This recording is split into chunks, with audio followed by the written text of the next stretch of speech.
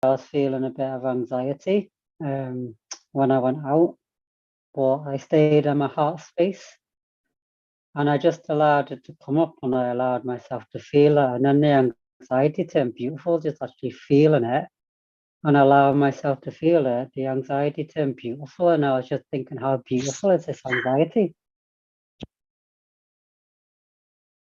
Which is something that I never felt before with anxiety. So yeah, real.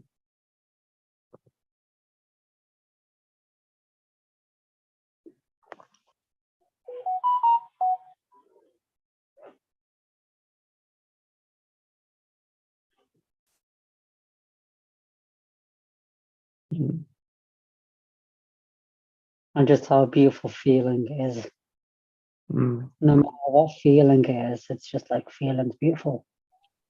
And it just felt, the anxiety felt beautiful. It was really, yeah, just something I never experienced before with anxiety, the beauty in it. Yeah. Wow. Powerful example.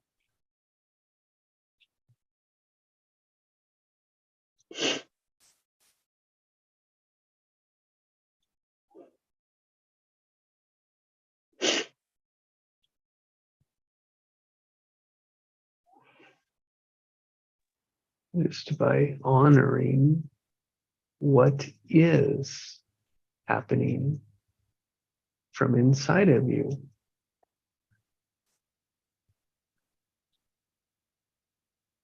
And as you observed it, became aware of it, and labeled it,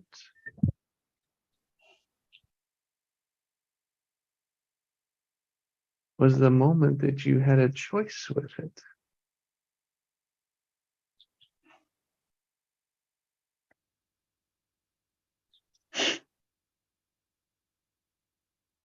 That's the power of awareness. The power of choice. And it was choosing to stay in my heart and not go into my head. Yes. With the feeling. I chose to stay in my heart and just feel it. Oh man. Because the head just plays the old patterns.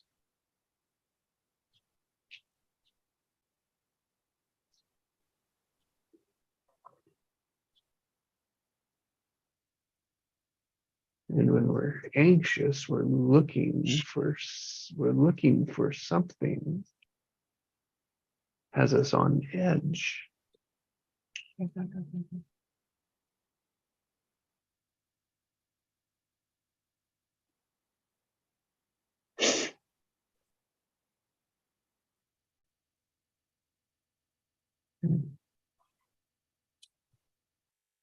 I have to use Allison's word of embracing.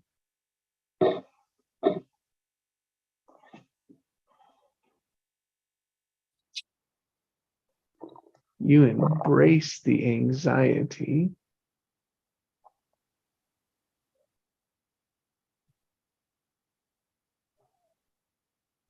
from your heart.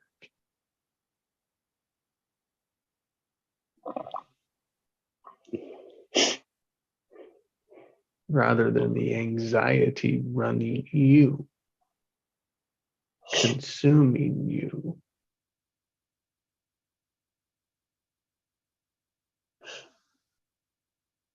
That's how we change our patterns.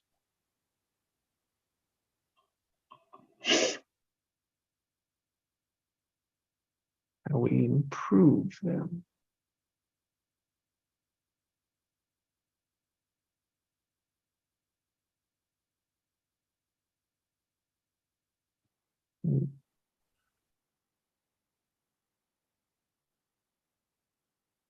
Feeling.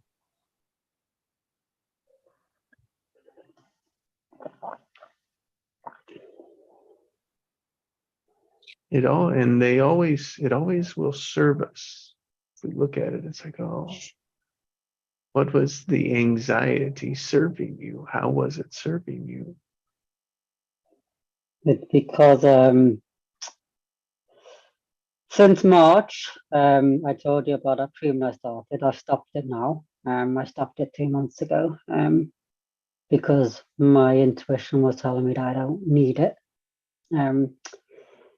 But because I was trying for 10 years to get it, and I always got told it was too expensive, I wanted to try it because if I didn't try it, there would have always been that voice. Would it have done something would it have worked? Because everyone I spoke to has always said it's worked really well for them. So I wanted to give it a try for 6 months, which I did. But the treatment causes weight loss, so I've lost 11 pounds, around 11 pounds with it. I'll show you a picture before and after. I've got a picture on my phone, but it's caused a lot more fat loss on my face.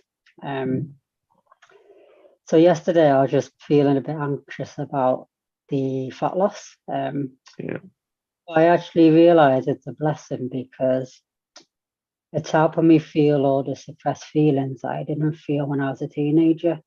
Because I've had all the feelings I felt when I was 15, 16 coming back up. Yes. But when I was 15, I couldn't feel it because it was too hard. But with the weight loss, it's caused all the anxiety to come back up, but it's allowed me to feel it so I can release it. So the weight loss is actually a blessing because it's allowing me to feel and it's allowing me to stop caring what people think. Like, so what if I've lost a bit of weight? I'm still me. It's allowing me to, just see myself through my own eyes. So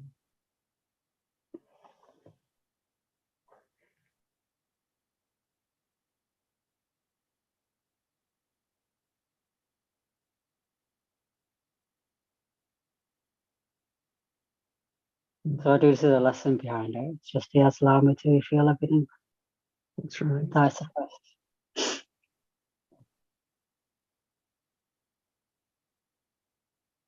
It's full of information when we can embrace it and choose to see it as information rather than as something personal, something to deflect, defend.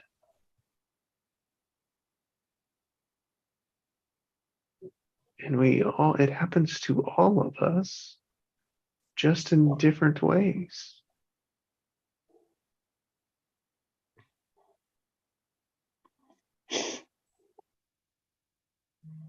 Yes, and way back when, our younger self, we couldn't process those emotions. And in a way we did. We processed it our way, and it was not as an embrace, it wasn't as a choice, and it was, but we only saw one way with it.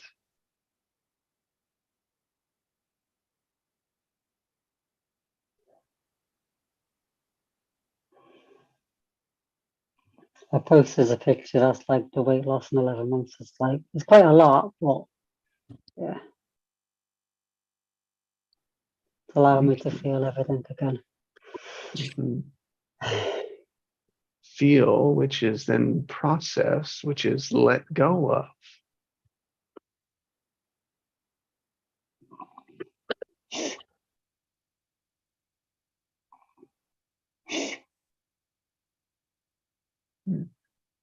Such a great story for embracing and choosing, being relaxed,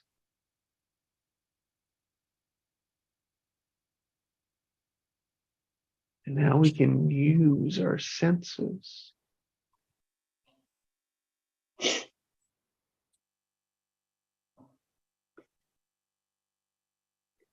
By what we feel. So embracing what we feel, choosing how we want it, and relaxing.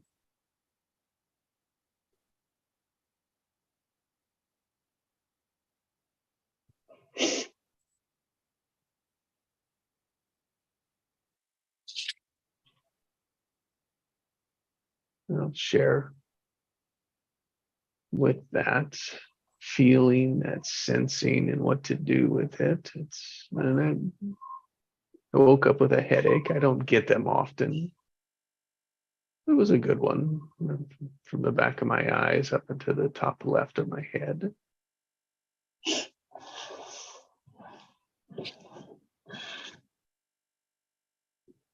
And what I do when I have that is that I put my focus right where the pain's at. I go into it. I embrace it right where the pain is. And then usually I get a vision, or I get a sense of like what to do with it. Sometimes it's a massage it. So I just think about massaging it. Sometimes it thinks about pulling it apart, pulling pieces apart. I do that then too.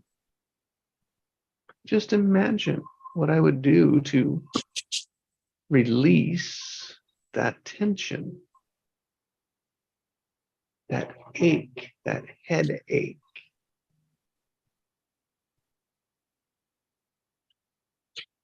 Just observe what happens. And this one took a little longer. And I got to the point where it was like, questioned it, right? It was like questioned, maybe it's not going to work, right? And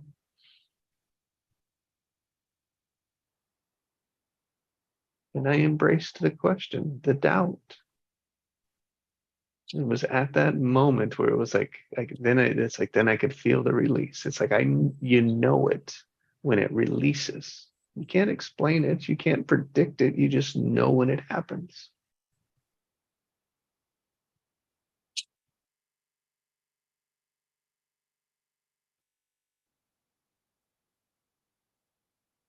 It released.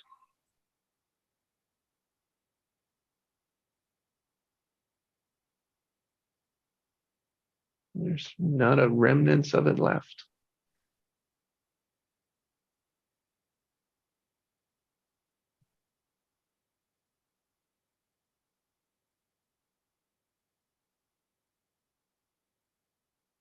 Oh, and I'm grateful when I remember that I can do that.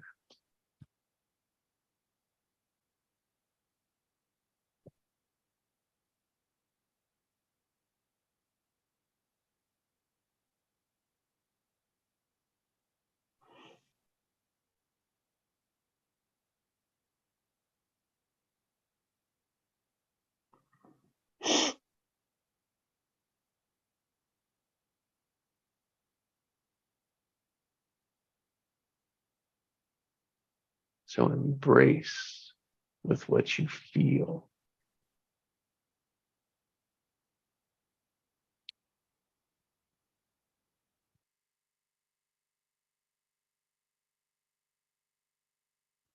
Sense it.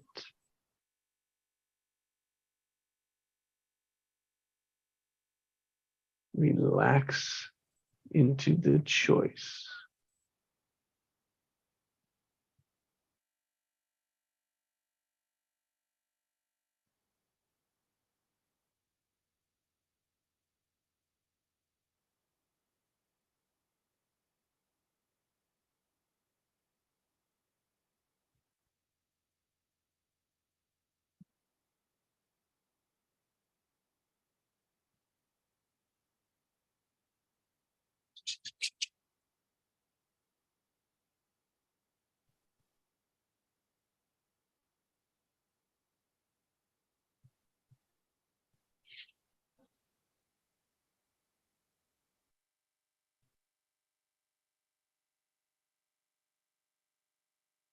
And what is important for me when I look at the headache,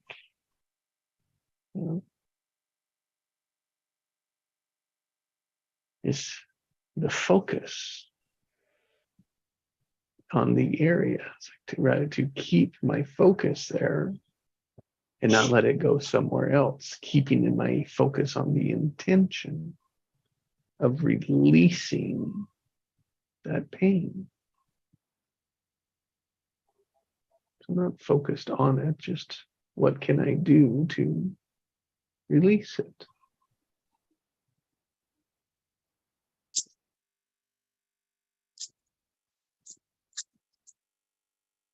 Good morning, Mona. Good morning, Jesse. Good morning, everybody. Mona. How are you today, Ian? I'm good. How are you? I'm pretty good. I'm finding out what my limitations are and what I need to do to expand those.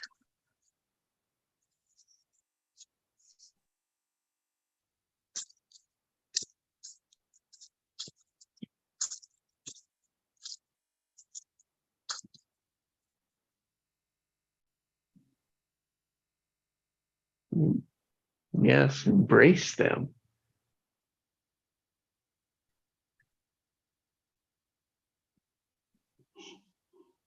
Let them go. Yep.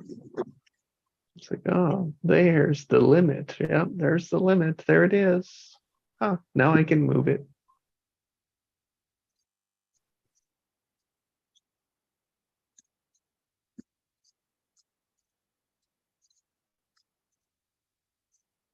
How is that different than what it was before?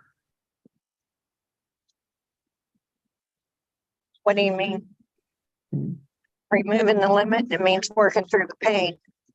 Hmm.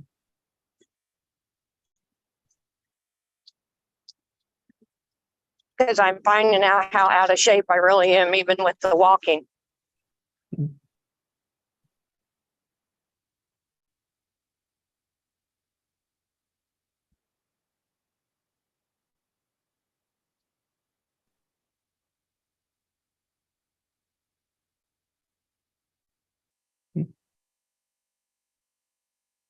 No, and it's like then that becomes, rather than the limitation, when you look at it that way, it's looking at the opportunities that it is to go farther, further, to do more, which is past the previous limitation, just as where you are.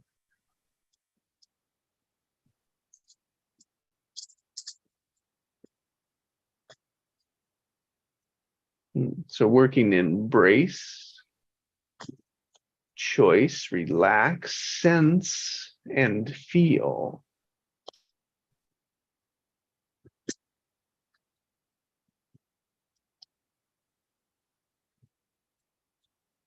Those are our words today.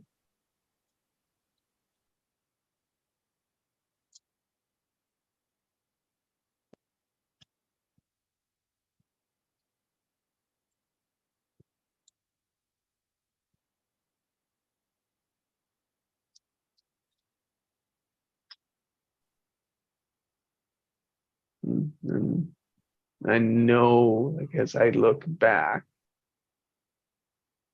and thought about my limitations, I wouldn't embrace them. I would avoid them. I would go all the way around them. I would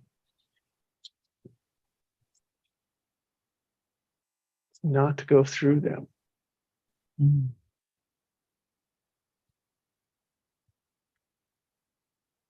Which is giving them the limitations, giving the limitations the power.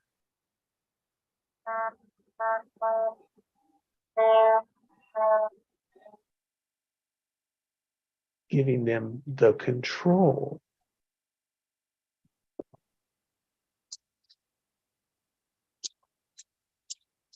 Honoring them as a truth. That's the result of it. That's the outcome of it.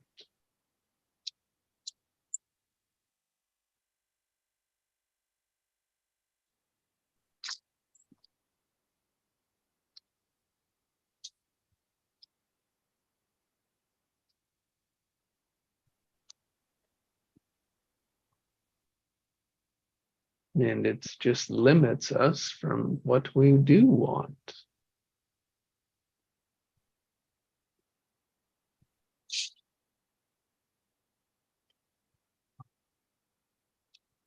from that, Mona's walking from that limitation, the walking through the pain to the further or more or some quantity of it that's past the limitation. Now there's space for even greater health.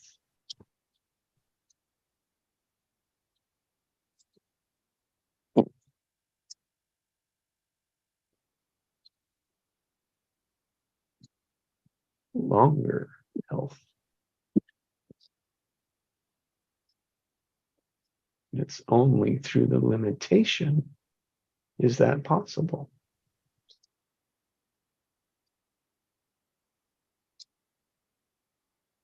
The importance of sensing, of feeling.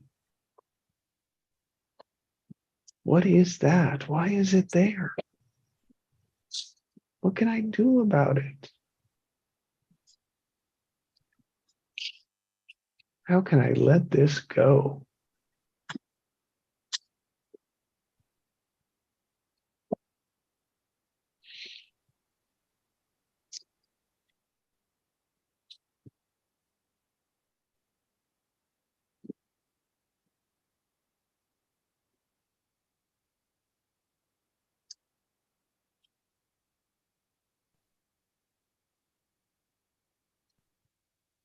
Such inspiring words today.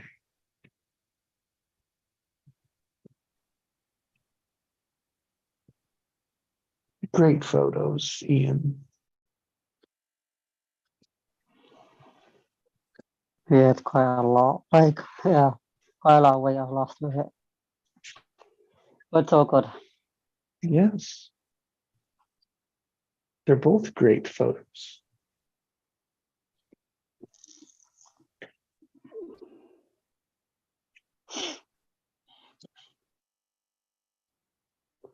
But I'm grateful I got to try it. So, yeah. Because I've been waiting 10 years. Well,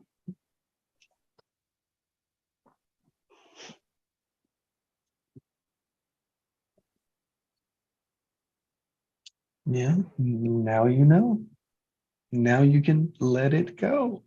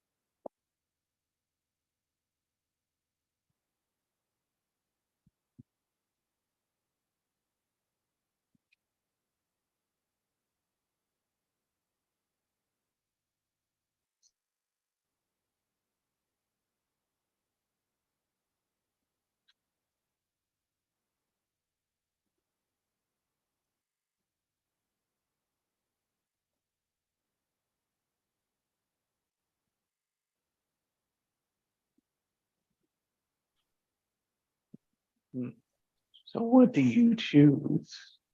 What do you let go of and choose to create today?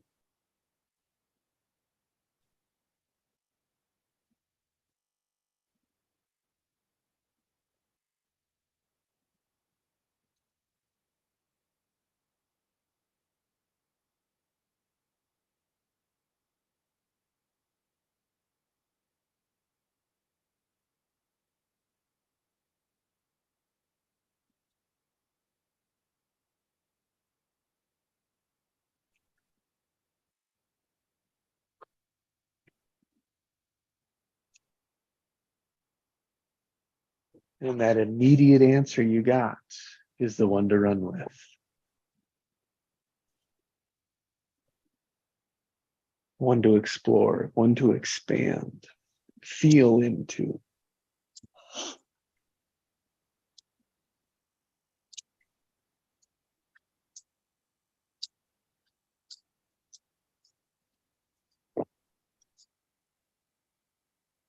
That's the opportunity for today.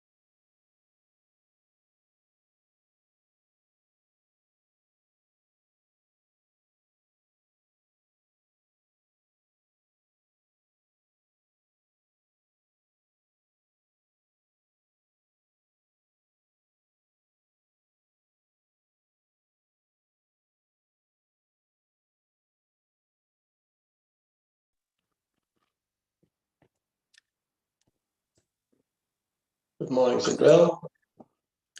Good morning. How are you this morning? I'm great. Thank you.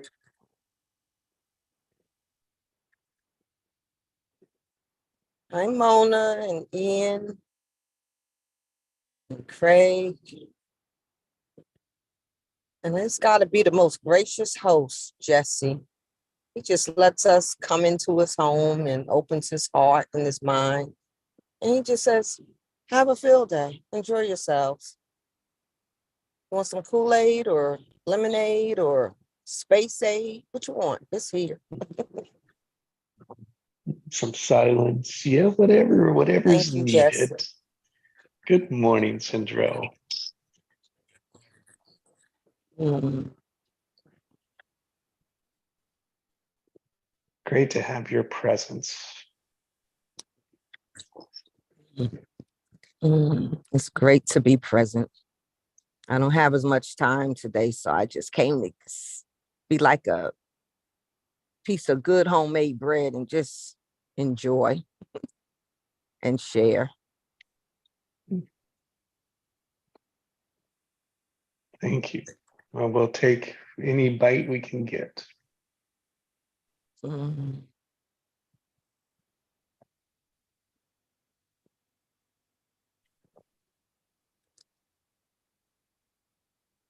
Let me read the chat for the words for the day.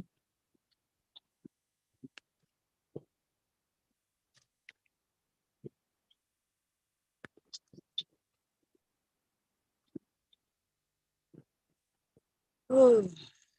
Brace, choose, relax, sense, feel. So I'm gonna rest with relax today.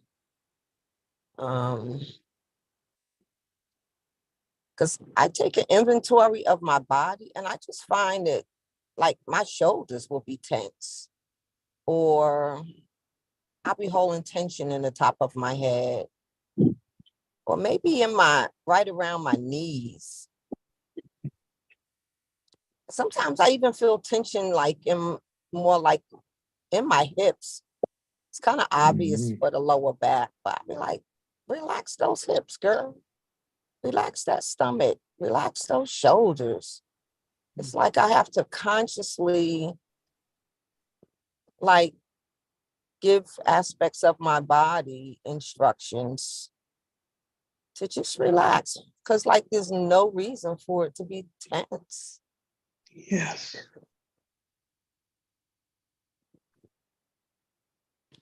I think it's just in a habit of being in such a state. But Mhm. now, thank God, I can even recognize that I'm tense. So Mhm. that's a good kind, good growth for me. Mhm. Oh, I hear you. I feel you. I know it. I've experienced it too.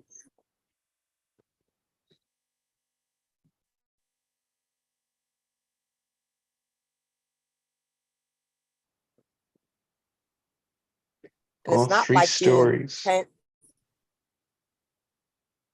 Go ahead. Sorry. No, go ahead, please. Yes. We've Ian shared a story similar to it around noticing, feeling his anxiety and embracing it. Yeah. I shared about a headache this morning, right? And embracing it, releasing it, and letting it go by putting attention on it. And you speak about parts of our body that are tight, that are tense, and putting focus, embracing it, and letting it go. God, so much power in that when we notice it. Mm-hmm.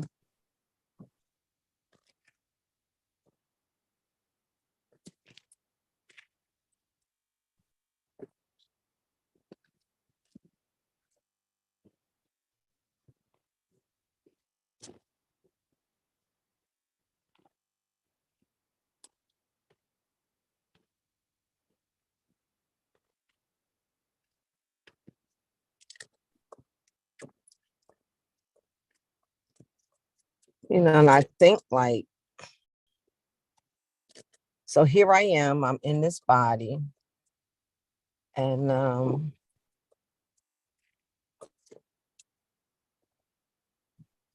what benefit is it doing me to exist with carrying, holding the familiarity of, it must be some kind of like memory comfort because I'm used to being tense.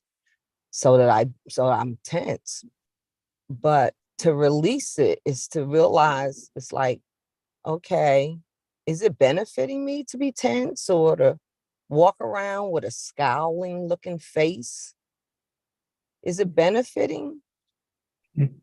But how much damage it's doing? It's cutting the longevity of my joy. Mm. So it's not benefiting me. It's not getting me anything. It's that I want. It's just holding me in a place of its own familiarity, which is limiting. Mm.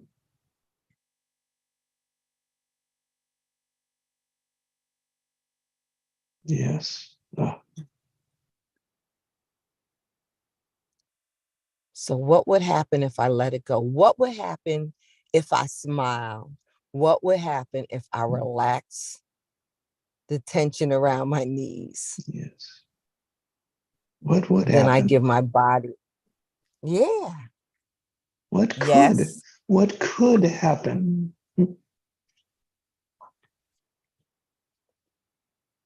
Ooh, so I think holding that tension, it's me holding on to the past. Mm. So you said what could happen? It's like embracing the massive vastness of the future, but me going forward through it as as the creator, and what I am open to say yes to attract from the wonderful endless buffet of life.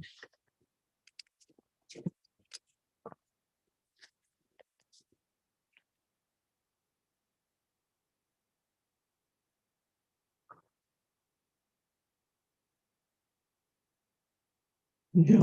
Because sometimes we can say yes to something. We can say, yes, I want this, and yes, I want that, but we don't even have the capacity to receive it. And so there's an anti thing like, you, I want a car, but I live in an HOA and no cars can be on the street. All cars have to be in a garage. This is just an example. And I want that car. I want that car, but I don't even have a capacity to receive it because I'm holding on to the past of what's already in my garage. Mm. Yep. And that's probably my ex-boyfriend's old mother-in-law's car in my garage that he left at the house. It ain't even my stuff. Mm.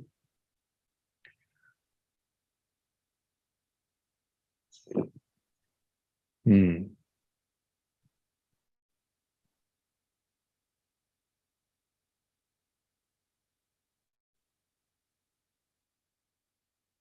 That powerful word, but. Mm.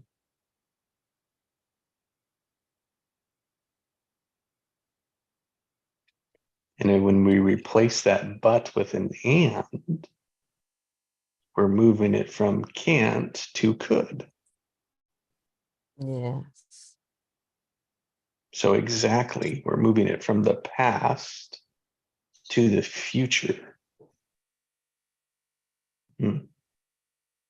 Which, by the way, includes the past as an option. Yeah. Yeah. Choice. Yeah. But when we look backwards to the past, that really doesn't include the future. Mhm.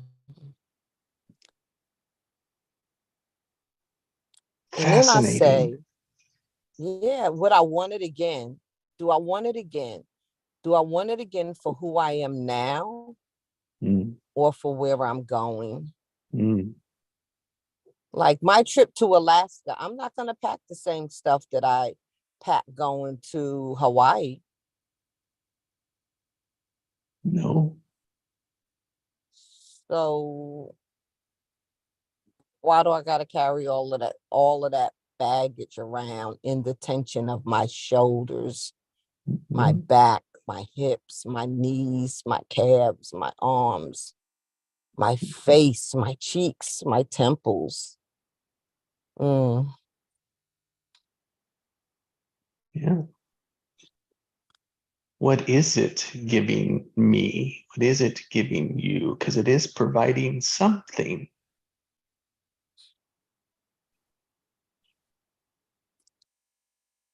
An awareness of choice. Mhm. And it comes back to the question, what my soul says yes. What does my soul want to say yes to? And for me to give it that permission to say yes.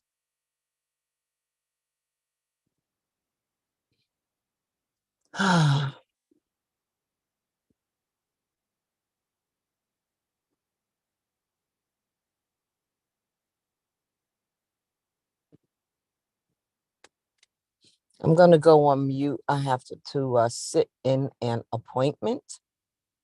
And I don't know if I'll have an opportunity to share where I'm going, but I do want to listen and glean and enjoy this beautiful garden of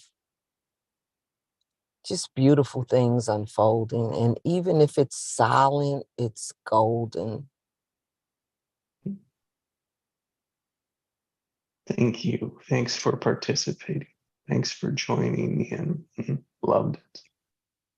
It was validation, confirmation, a third story in line, coherent, consistent with what we've already opened up. So amazing. Thank you for sharing, Sandro. I thank you all for being here. I appreciate you all so much. So much. Bye, Mona. Bye, Mona. Thank you for bringing the limitations in this morning so that we could see them, explore them, and move through them. Thank you for showing up, Jesse. You're very much appreciated at what you're doing. Mm, I'm sure that there are times that you feel like, what am I doing this for? And your presence and your hospitality are appreciated. Thank you. You're welcome. You're very gracious. You too. Thanks for stopping by. Thanks for being here. And it's nice to see everybody here. Yes. Lots of love. And I'll see you later. Bye. Bye. Beautiful heart.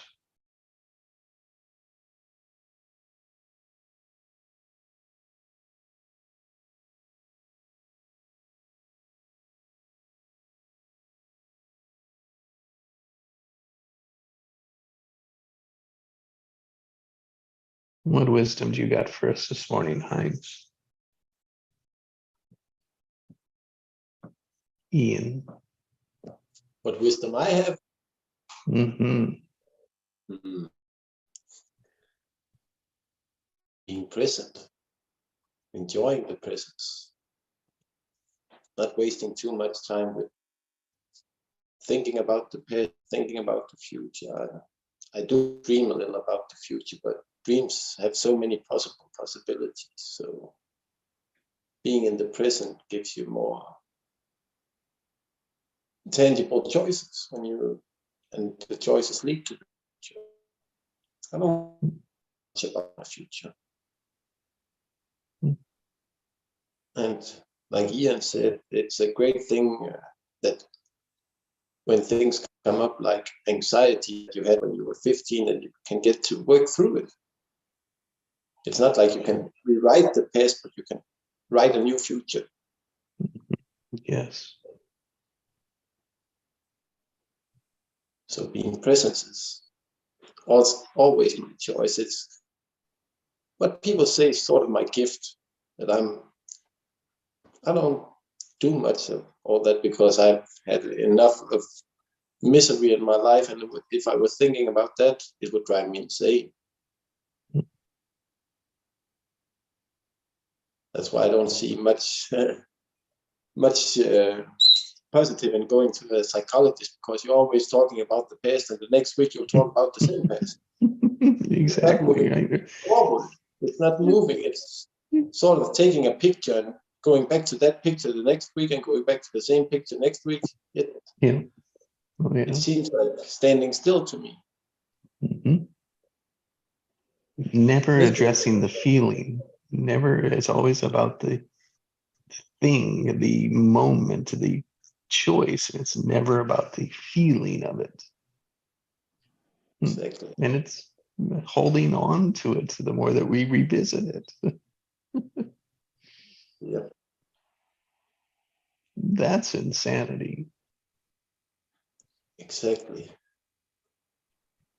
It's like they describe in many movies, insanity is doing the same thing over and over again and expecting a new outcome. That's what you do when you go to a psychologist.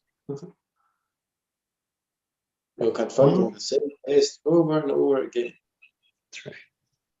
You gotta attack it in a new way and being present, like saying, what does it do for me now? Like Ian said, and learning from it.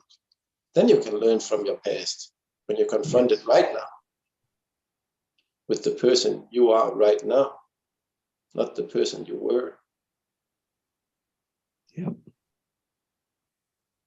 I feel like with me, I'm letting go of the past, but I just need to feel it because there's trapped feelings in my body that I never felt. Mm-hmm. So, and I feel like the weight loss thing, I had anxiety coming up with regarding belonging.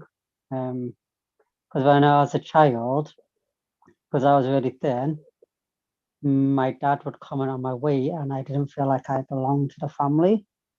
So now I've lost about 11 pounds due to that medication. It's brought about the love and belonging from childhood. It's not me, it's a 5-year-old me, the 15-year-old me. I just need to refeel it because I suppressed it at a time because it was too painful. And by I see that it's the love and belonging, and I know where it's coming from, so I pinpointed it. Yes. By doing what you're doing, and you allow new possibilities, because back then we just accepted things as they were. We didn't know any better. We weren't taught how to allow stuff that there were many more possibilities than just the one. You're doing a great job here. You're a great example. Keep on going. I've come to see that I can't belong anymore or any less. We are all God in human form. How the hell can I belong less than anyone else? We all belong. You know, Yes. we're all one. Every single person is one. We're all one. How can I belong any less than you, Jesse, or you, Heinz, or Cinderella? You know, Yes. we all belong. That's right. But I'd say the past 2 months since I've been on this journey, I've been getting the urge to come within, and I haven't really felt like going out, and I haven't really felt like socializing. Coming on these calls, yes, but I haven't really felt like I felt like hibernating a bit because I've just been getting a call to go within. Like I don't know if anyone else has experienced that. Like just getting a call to go within.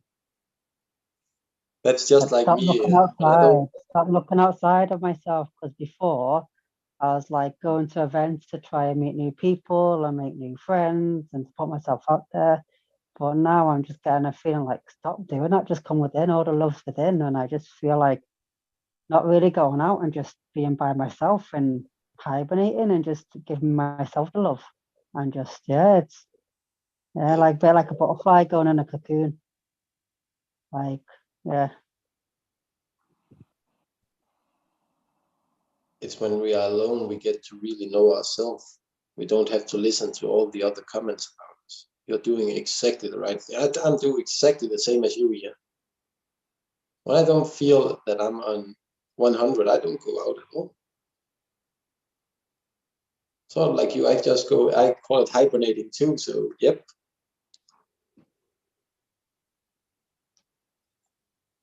I can relate to Probably that one.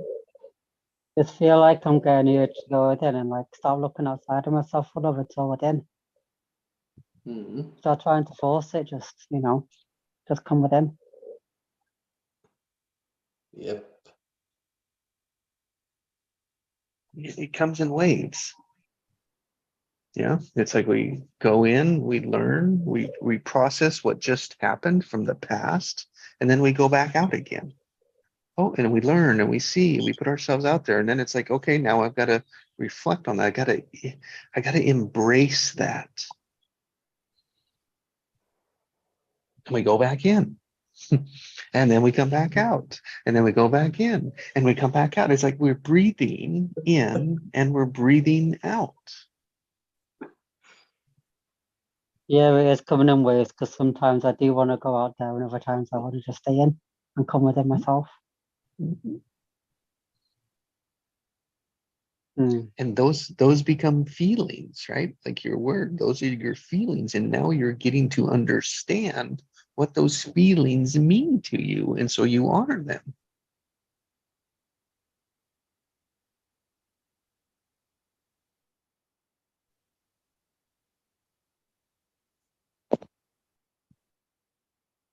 And like Heinz says, is that we never allowed ourselves, as growing up, we never allowed ourselves that ability to really look at what it is. What does it mean? So we wrap it up in something else, and it's just trying to come out and say, no, that's not what it means. That's not what I want. And we don't listen to it.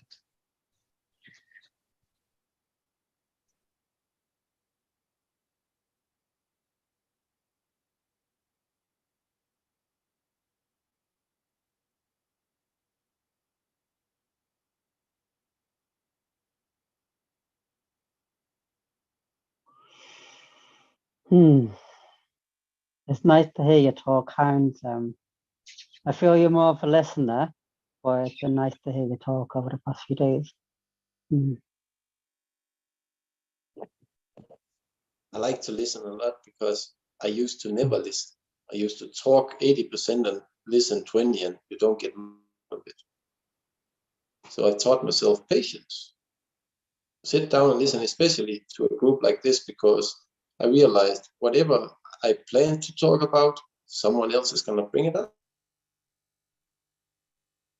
Because we are like-minded and like-hearted people. So the possibility that someone is going to sort of the same and you can get some new perspective, that's what it's all about. And you don't get much new perspective by just talking and talking and talking. You get it by listening. And that's why I've been listening more. So thank you.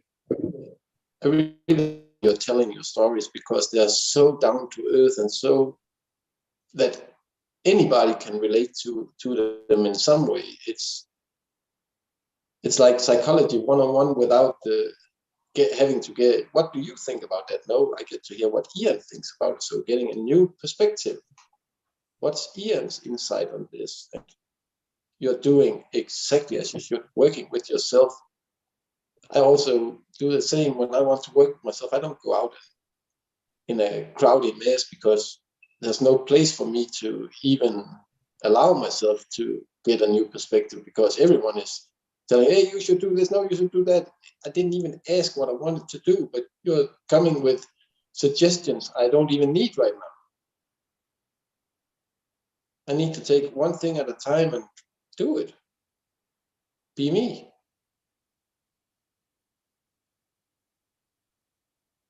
And I really enjoy coming here because it gives a lot of perspective.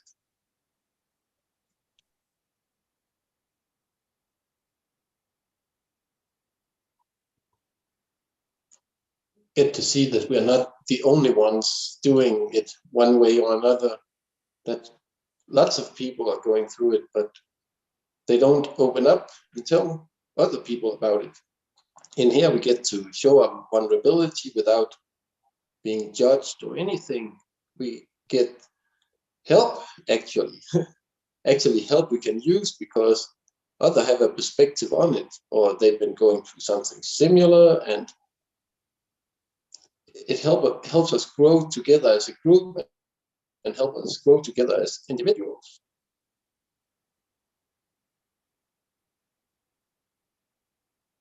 It helps us actually really love ourselves, warts and all, like they said yesterday.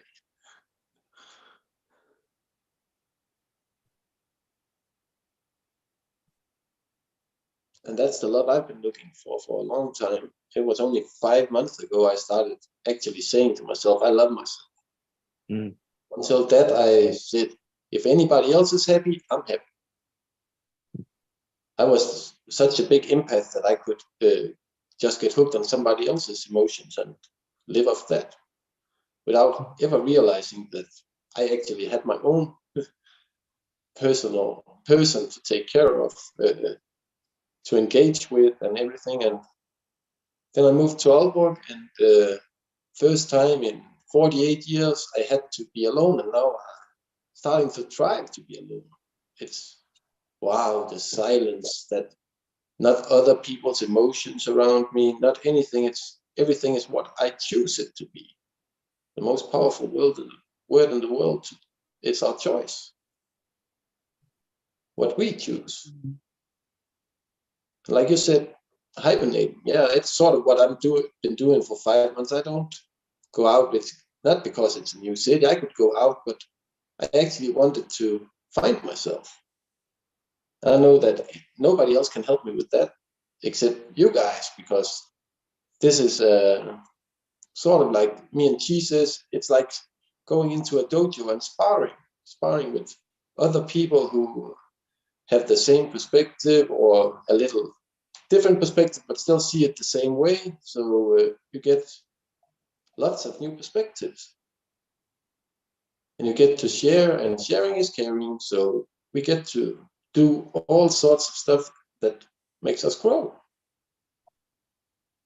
This is the best way of self-realization I ever found. Because you get to realize yourself when you don't get judged.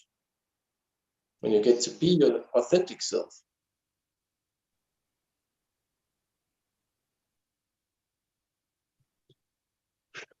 I just feel like I'm going into this cocoon, but the butterflies got to experience a season of isolation so they can turn to the butterfly. Yeah. It's a part of it. It's a natural state. Everywhere we feel resistance, there's possibility for growth.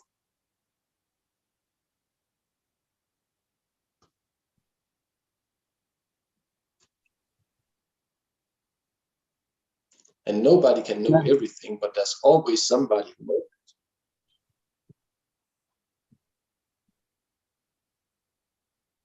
And like the past few months for the weight loss, I'm actually really grateful for it because it's shown me that I'm not my body, and I'm not my body. I'm the soul that's in my body. You know, I'm not my physical body, and yeah, it's just helping me to see myself with my own eyes. Like now, I look in the mirror, and I can just see the sparkle in my eyes. It's hard to explain. You know, when you look into your eyes, you can just see your soul, and you can see the sparkle, and you can see past the physical. It's like I'm starting to see more through the eyes of my higher self. Yes. Than my human eyes. It's like I'm embodying more my higher self, and I'm looking through the eyes of my higher perspective. And I'm seeing the beauty in my own eyes. Mm-hmm. Yeah, beautiful transition. It's becoming authentic. Mm-hmm. Becoming the real Ian with the real golden heart. Body doesn't matter. it's only a suit.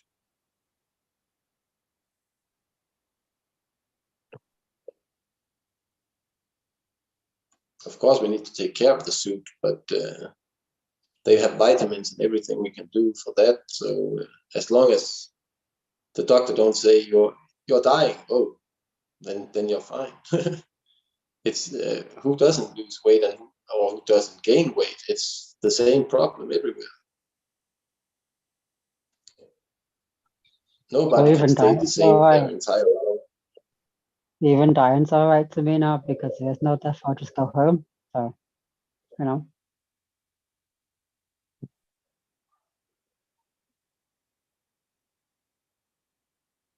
I'll go back to the hole, so there's no fear of death. Even dying's okay. Even dying's good. I'll go home. Living's good. It's all good. Dying is just a part of life. It's just a transcendence, or what do you call it? We talked about it yesterday. It was a great talk we had about death. It was Craig and Cindy. That death is just a gateway. It's not a permanent state. The gateway between here and there. But need to have a gateway, or if the door was open, we would just walk through it. We couldn't control whenever. There would be no control. You just suddenly disappear from your body. That wouldn't be a great way to live. You don't know when you're disappearing. At least the other one is sort of a guiding spirit, I believe. Craig said it as lots of different ways to see it. But it's definitely not the end. Because we are energy beings, and if you think about physics, no energy ever disappears. It just becomes something else. You can throw a rock, then it's got speed and everything going upwards, and then it turns around and stops at the top, and then it goes downwards again, and it has gravity instead, and when it hits the ground, it turns into heat, explosion, matter where it hits, and everything there. All the energy just transmutate into something else, but it's still the same amount of energy that's there.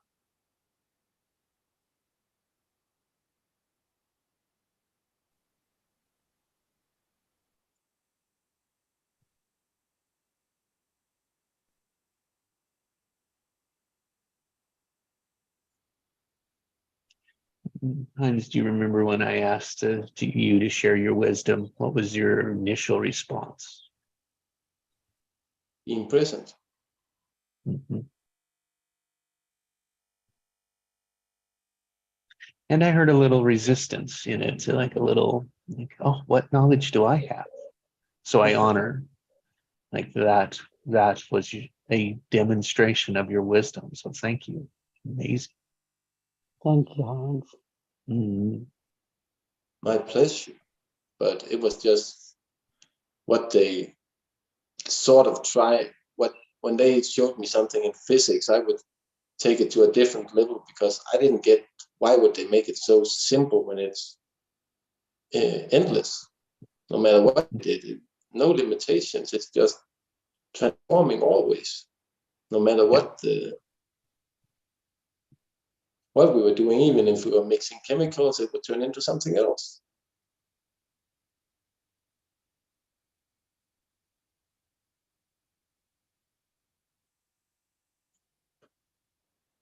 It's an alchemy of energy.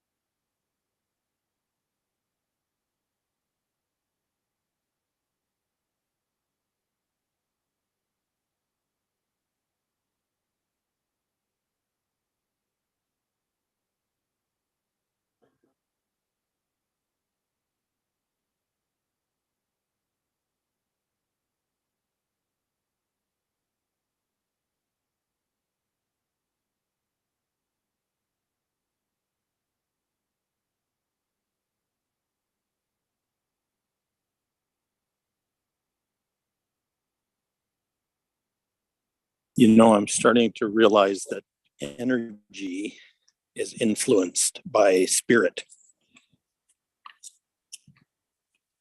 That's the. But what is the spirit then if it's not energy?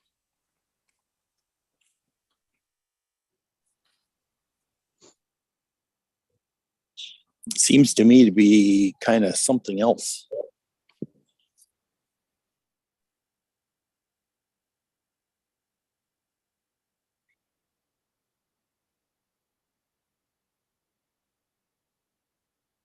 I think it's still energy, just on a different plane. Like we got the third frequency we live in here, where we can tangibly move energy. But what does energy look like on the ninth frequency? Or if we jump into the different dimension, what does energy look like there? It's not tangible like ours, I think.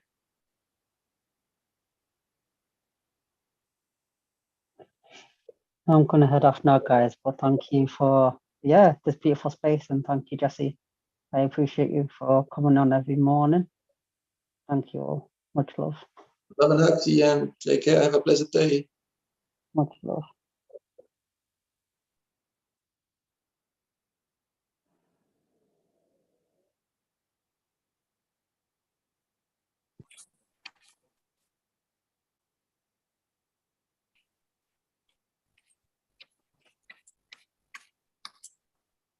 Sorry, everyone, I lost connection for a moment there.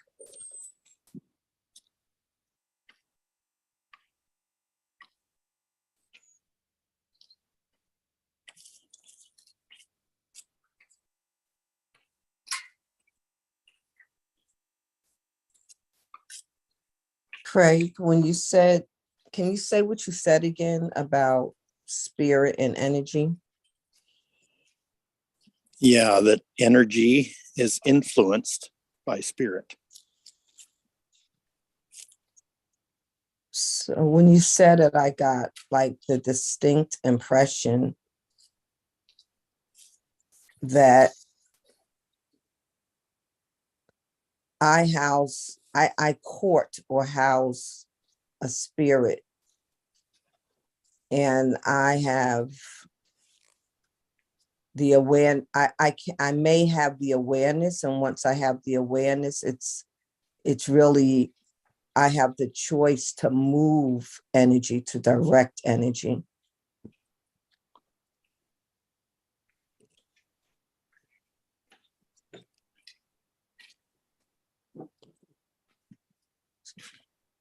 So I have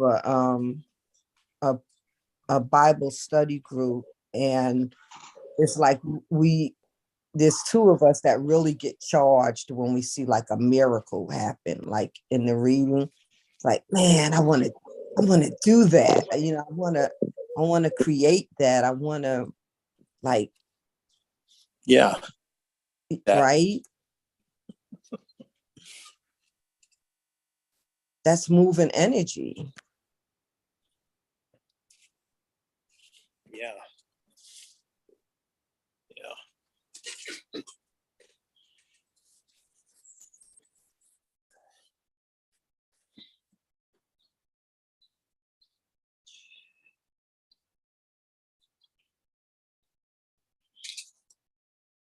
So there's a question that pops up for me right now, and it's like, so am I giving the spirit permission to influence me, to influence my energy, to influence my reality?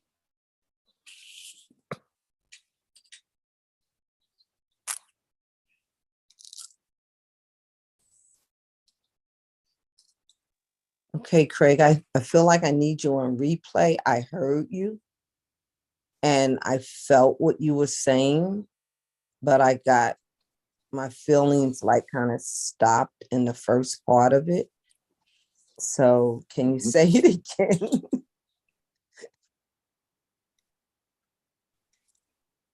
Am I going to give the spirit permission to influence me. Mm. So, there is a thing of you have to open up your heart to let me in, to let the Yeah. spirit in.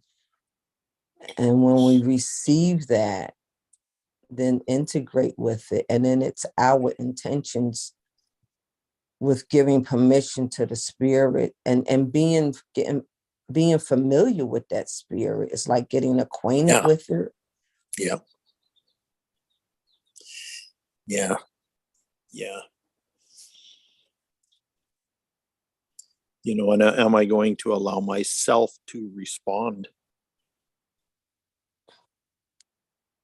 to the spirit? Give myself permission. And to trust it, right? Yeah. Yeah. It's a relationship.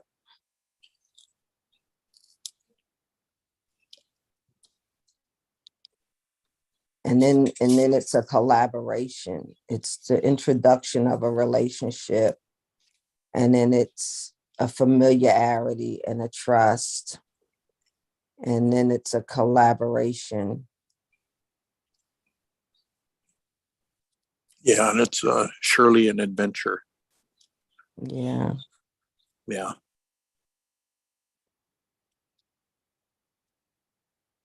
Yeah. And there's a lot of terms for that in the New Testament. It talks about being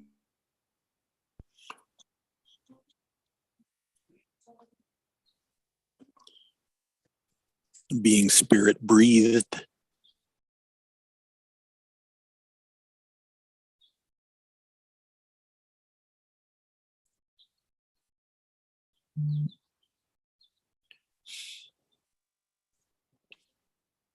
So I'm thinking that that's a benefit of some level of taking time to just be still and know that I am,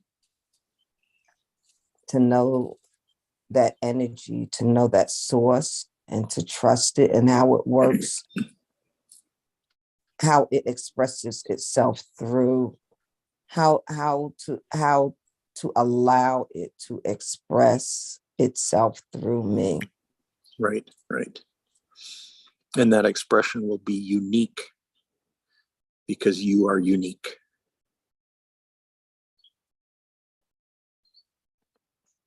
It'll be Cindy flavored spirit.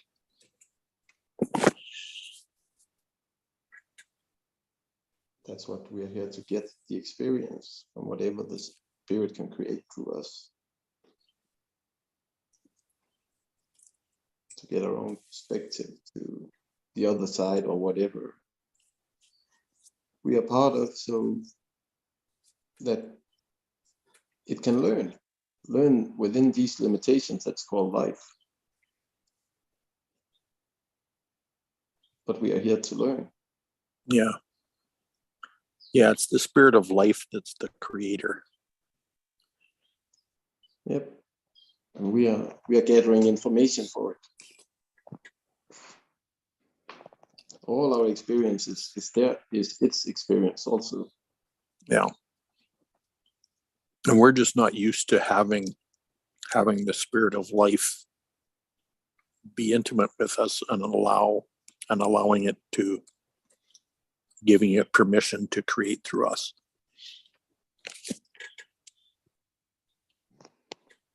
No, but it's a great experience to get now, that we're finally getting there, that we can do it on this side of the veil.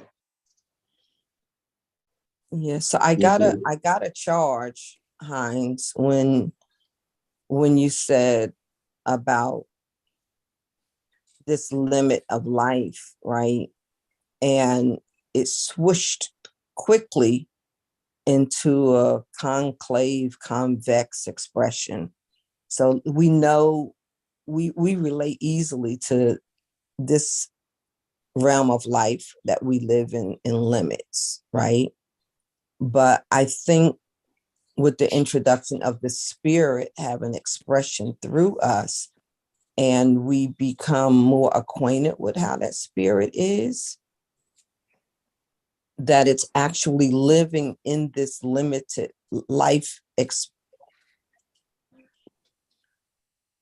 living in this limited life expression, but with the spirit, it's actually learning to live it limitless. So being in the world, but not of the world, Of the not world, yeah. living to the limits. It's also what RJ told us. What does a limited creator wants to experience? Limitation, of course. So being human, it's having the limited, but it's still limitless on the other side, but we have to see what we can learn from the limits. Because there's still knowledge in limits. Yeah. Yes. It's only the physical part of it of limited. Yep. Well, it's through the limits that we learn, because those have definitions. It gives us form or shape of meaning so that we can communicate even. I mean, words have to mean something. Yeah. But is understanding those terms, but not being limited, that you can get as much as you can get from the experience of the limit, but you're always free to choose beyond any limit, beyond any limit. Yeah, just close our eyes and we can go flying, even though gravity won't allow it. But in our imagination, we can do anything. It's limitless. Limitations is the physical body.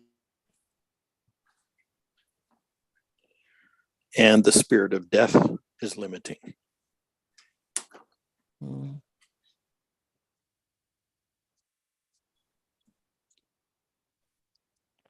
I'm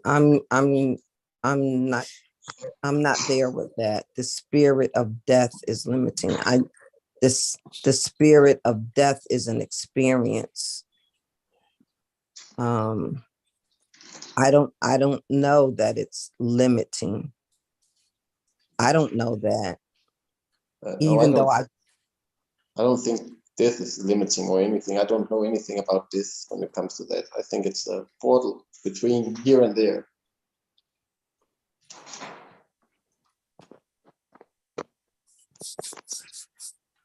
I think it's a structure. Mm-hmm. It's a rite of passage. It's another stage of rite of passage. Yeah, like going through the museum of one's own life and getting to reflect on everything and take it with us. Yeah, I'm not speaking about the death event. I'm talking about the spirit of death. Mm. Yeah, well, I've had many of those. Like even the idea of death, it implies an ending of some kind or a restriction.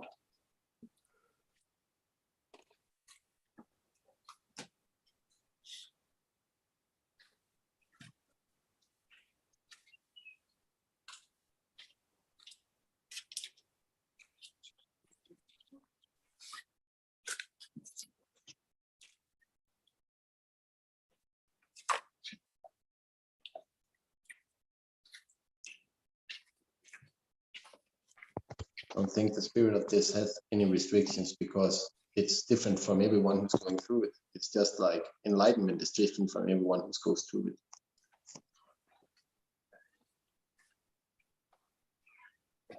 So you're probably right, it's a spirit that has no limitations.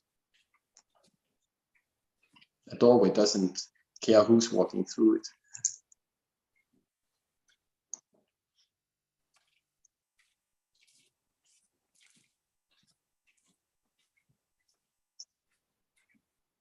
But care is a bad word. don't matter who walks through it. It don't limit by saying only blue-eyed people can walk through it. Yeah. Well, like I said, the spirit influences the energy.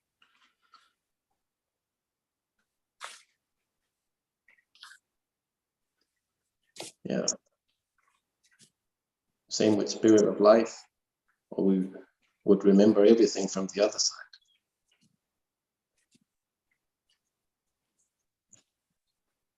So when you have the spirit of death influencing, you get things like war and oppression and slavery.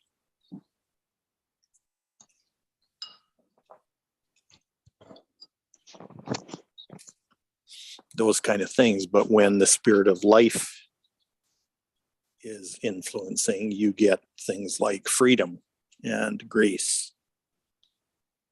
Growth.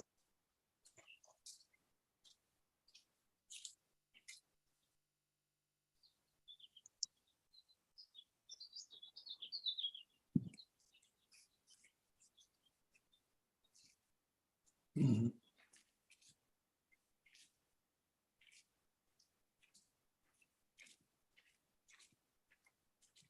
It's probably a little like yin and yang, a little of both, little of each within each other.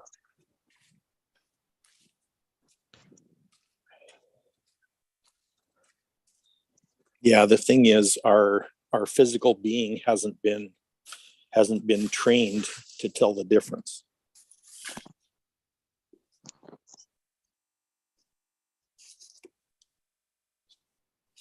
Hasn't been trained to tell the difference between what and what. The spirit of death and the spirit of life.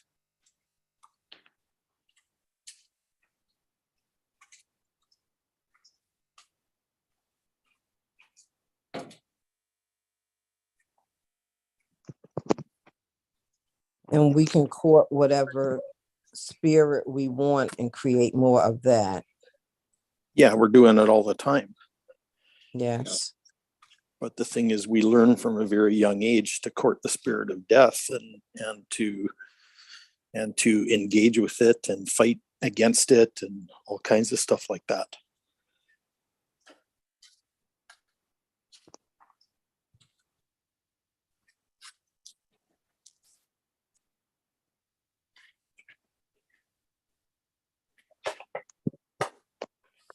Yeah, within the fear program. Fear that, do that, don't do that.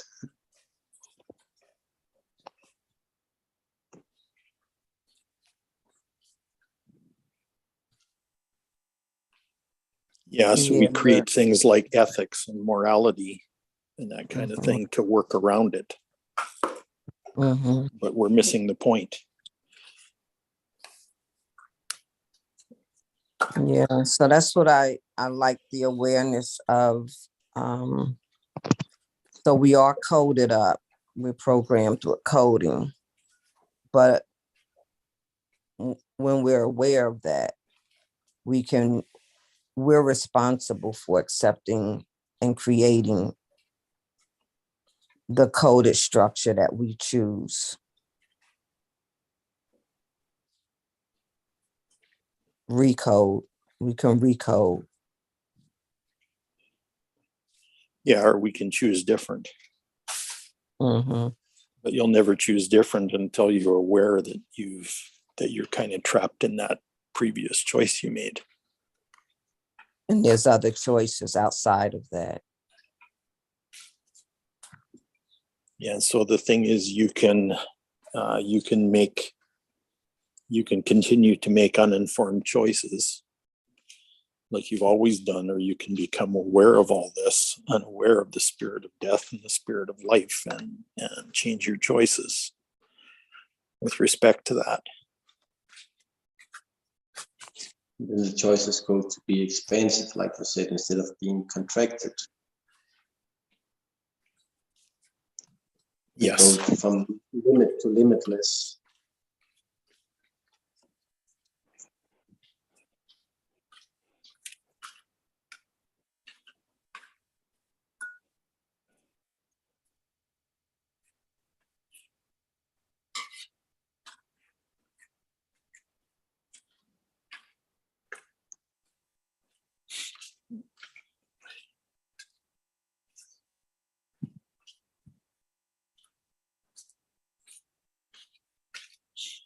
That's what I mean when I say the spirit of death has been reigning for a long time, is because it appears to be the choices that are made are death choices, and they're kind of happening by default.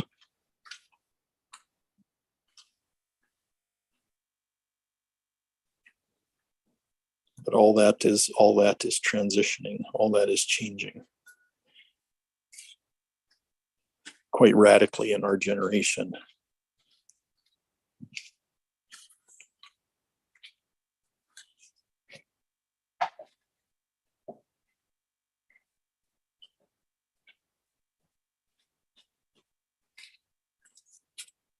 Like we're consciously realizing that we've been influenced by the spirit of death, and so we're consciously choosing to embrace the spirit of life instead. There's a whole lot of learning and experience that's required to do that.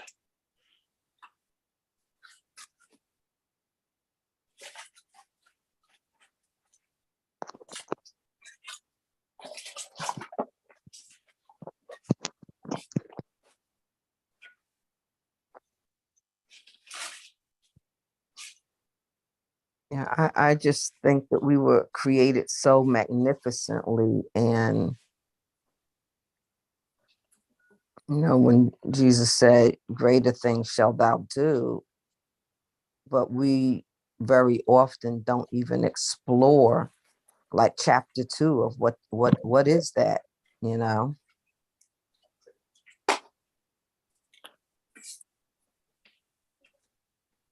And it's life, you know, to experience life creation, that we create things. We're expressions. And we can choose that spirit of evolving continuously.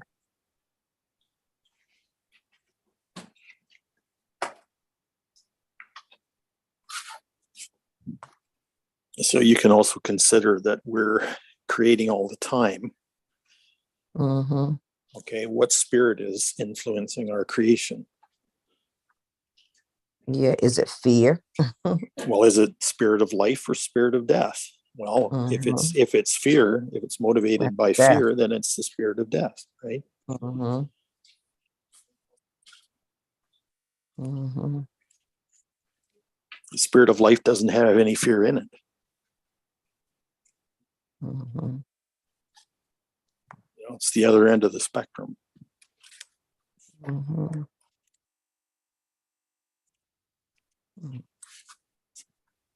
Yeah, and it is a spectrum, apparently. Mm-hmm.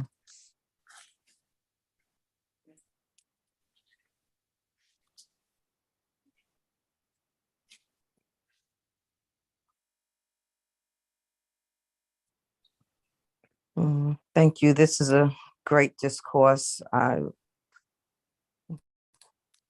I'll continue this with you guys another time. You have a wonderful day.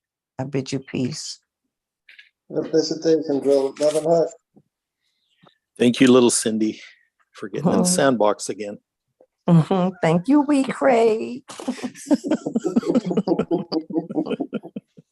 Yeah, it was a different love you, kind of baby. game. It was a different kind of game today, though. Yeah, Yesterday it was like, I don't know, crazy. And today it's like, I had to do a little adulting today. Yeah. Well, that's part of the thing too. Because it's innocence that senses all this, that senses the spirit. Yeah. You know, if you're too adult, you can't really, you know, you can't sink in. You can't. Yeah. Yeah. Okay. I'll talk to you all hopefully tomorrow. Great fun. Peace. Right. Okay, keep Bye, innocenting.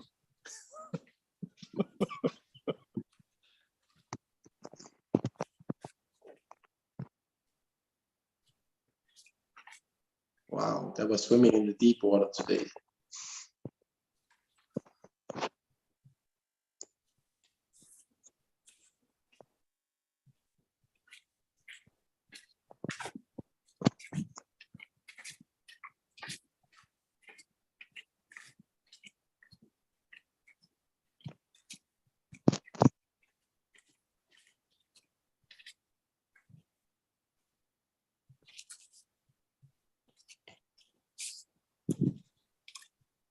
Yeah, and it feels weird to us because we've been how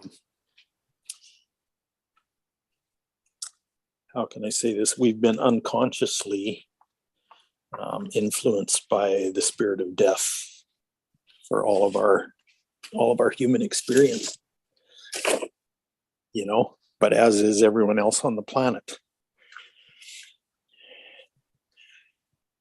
including all the animals and all the vegetation and the planet herself.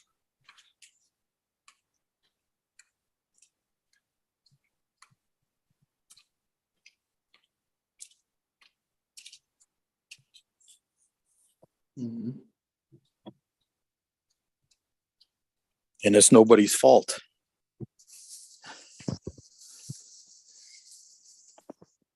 But we're here to swing the balance the other direction.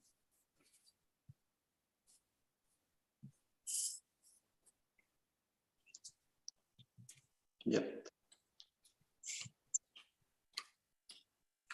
By raising awareness. Yeah.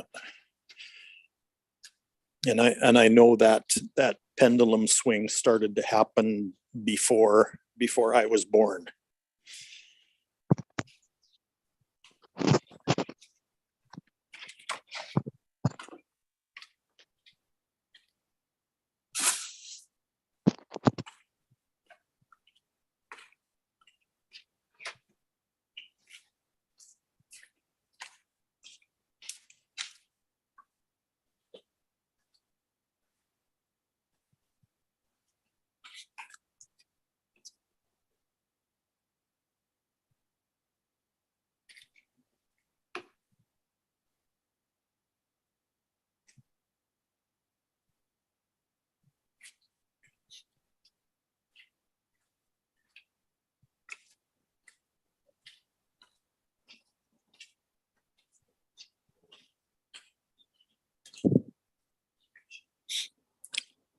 Like I mentioned, the 20th century that we were born into was the bloodiest century in history. Yeah, war upon war. Yes, I mean there's the evidence of the dominance of the spirit of death, right?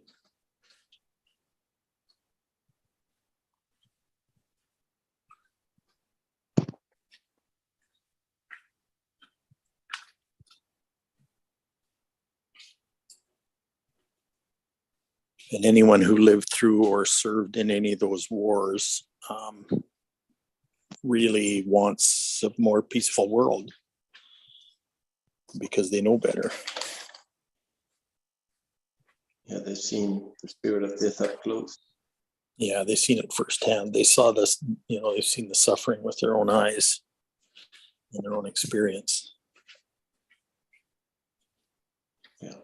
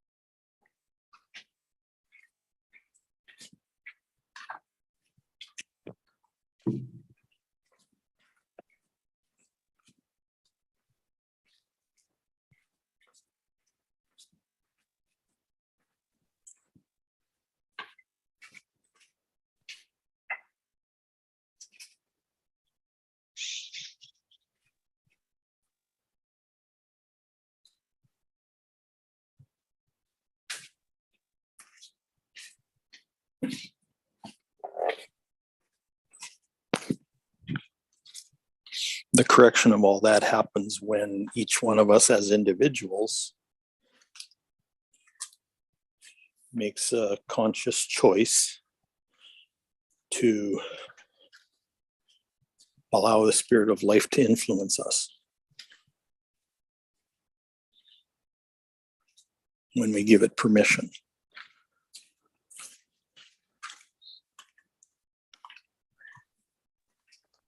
I can't remember her name, but I like the way her son is doing it by planting 200 trees in their backyard. That's the spirit of life. Yeah, Giving exactly. Exactly. Because the way that spirit gets expressed can be exactly that, planting 200 trees in your yard. Yeah. You know, or it can be healing the sick. Yeah. You know what I mean? It can be any of those things, you know. Yeah, anything that's positive and expansive, that gives Yes. back, not take. Yes.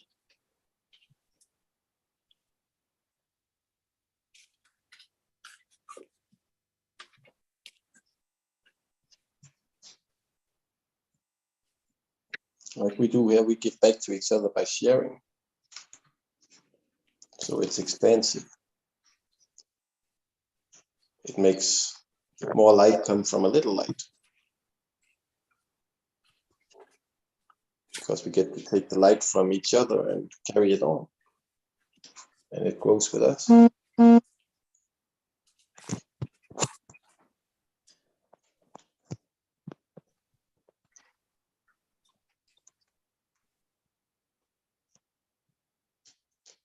Like you said, this started before you were born, so we're in the still in the beginning, since this has been here for what, thousands and thousands of years now.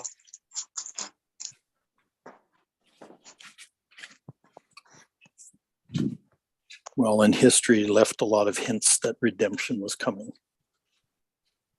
in some form or another. Yeah, and they said 2023 should be the year that really should get it all going in a big way. So what we're doing is just the beginning. Yeah, there's been a lot of milestones that we've passed.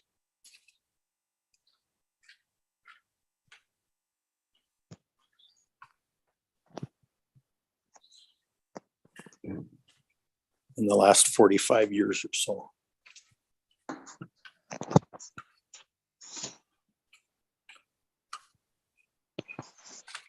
Yeah. Yeah, like things like 2012, the end of the Mayan calendar is one of them.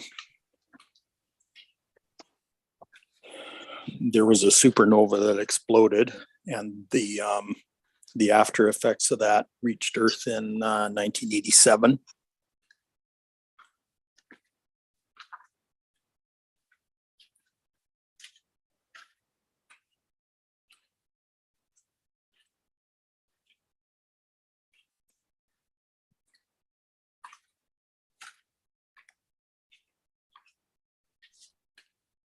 There was an interplanetary equinox that happened.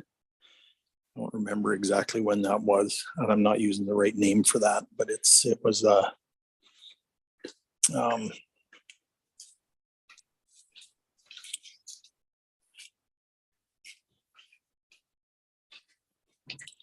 it was a kind of a cosmic alignment.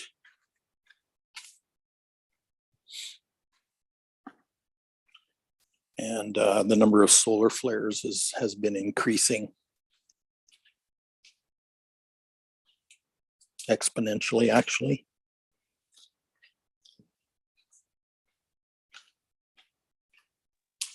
Yeah, and they come more rapidly. That's also exponentially, right? Yeah, yeah. And the Schumann resonance, the vibrational frequency of Earth, the planet Earth, is rising as well. Yeah, you can just look at as humans, it's way more easy to meditate today than it was 50 years ago. You had to do Oh, yoga, totally. yoga and everything. Yep.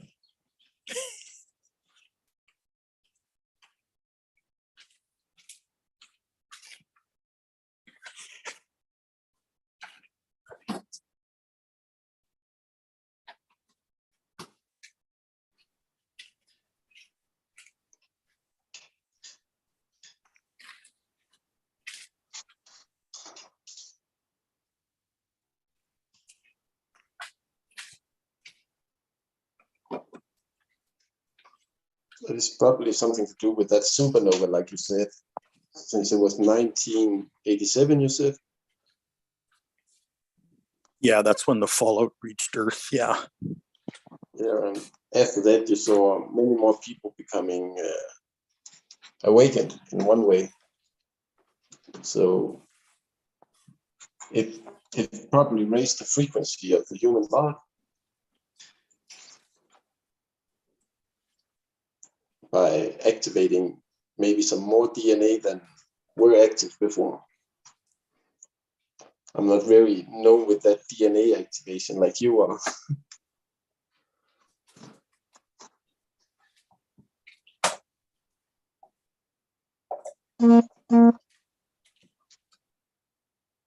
But everything suddenly makes much more sense.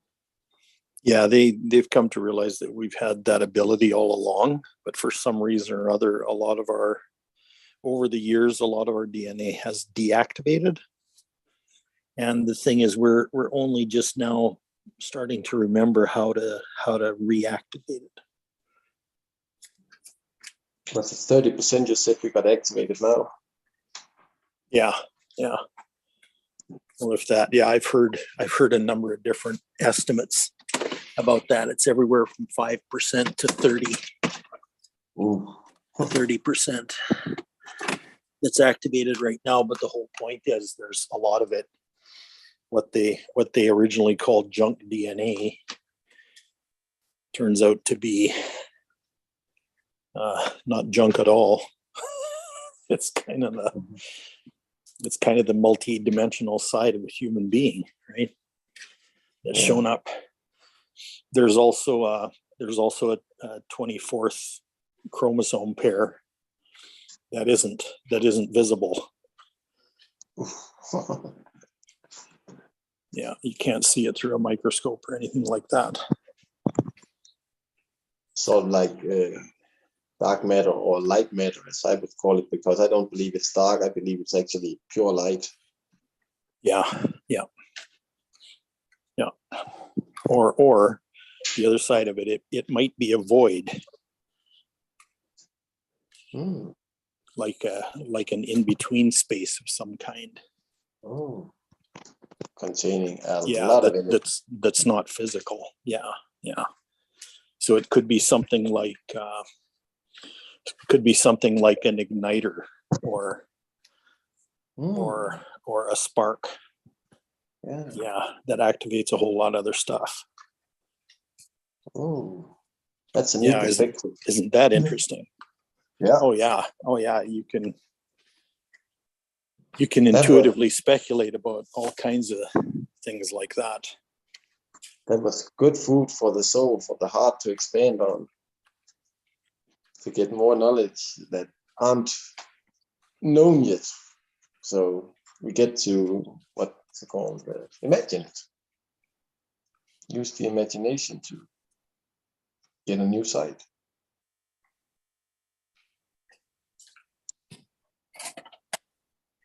I like that they said it's called junk DNA. It's just because they didn't know what it was used for, then it's junk.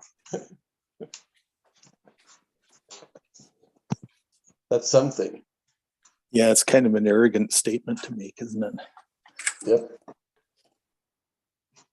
It's like saying that, I don't know what I should use that in the refrigerator for. It must be junk then.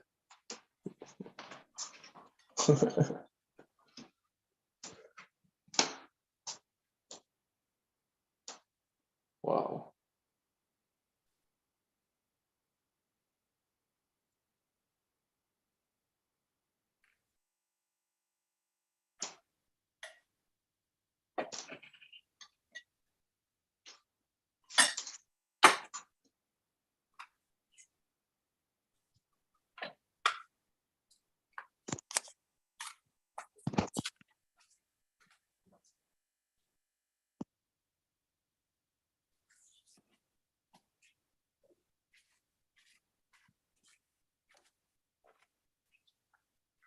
It's really a contractive statement because they don't know what it is. Just call it. It's like calling a black hole just a junk hole. They don't know what's on the other side anyway. It's just a Right. junk hole. Right.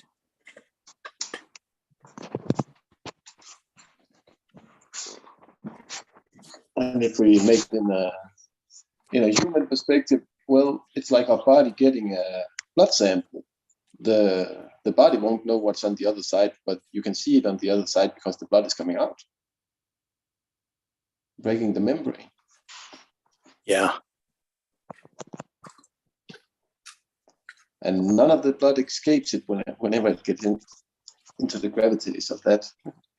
So it's sort of like the same, just in a micro compared to a macro.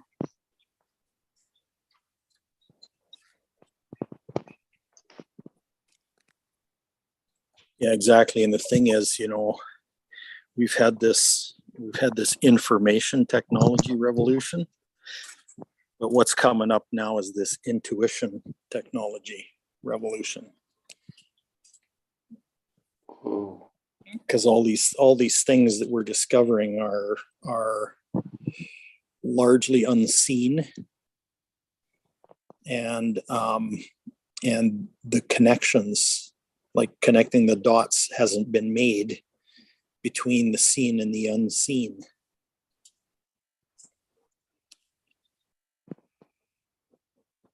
And more of science is going that way. And there's a lot of people. There's not a lot of people. There's a few people out there that are really using this technology. Like Joe Dispenza is one of them.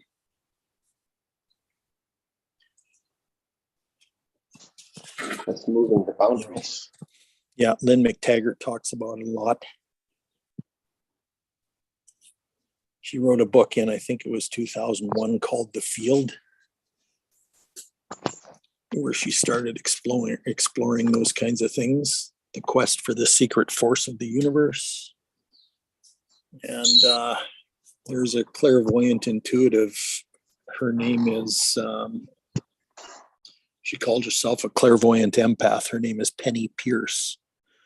That's written a number of books about this.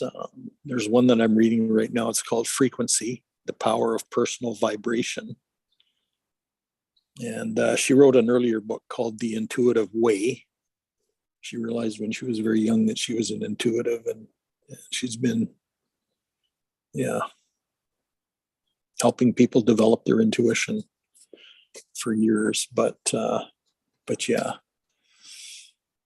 So it's kind of interesting. This stuff, like the stuff I'm reading now, hasn't really become mainstream, even though it's been out for, over 20 years, 25 years. But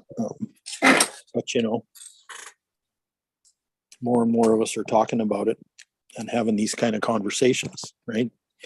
So, and connecting the dots. It's because the one that they call science don't come with an explanation. Well, yeah, You can't explain the unexplained.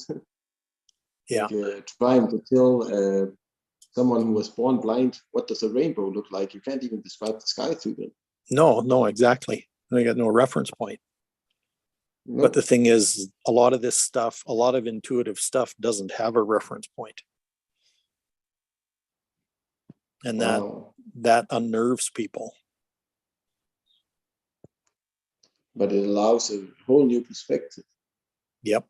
Yeah, it does. I mean, these things aren't provable. The only thing that you have to go by is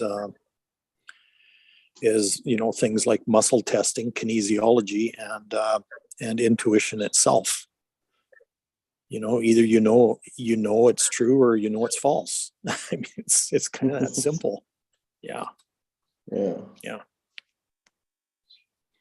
I mean, that's why, like, I have the guts to make the statements that I made today and yesterday. Yeah, it's part of the is possible because my possibility. knower knows it's true. You know, it's just the way it is. And you notice how Sindrell responded. She said, "Oh, that was charged for me," or that was, you know. So it's like, yeah.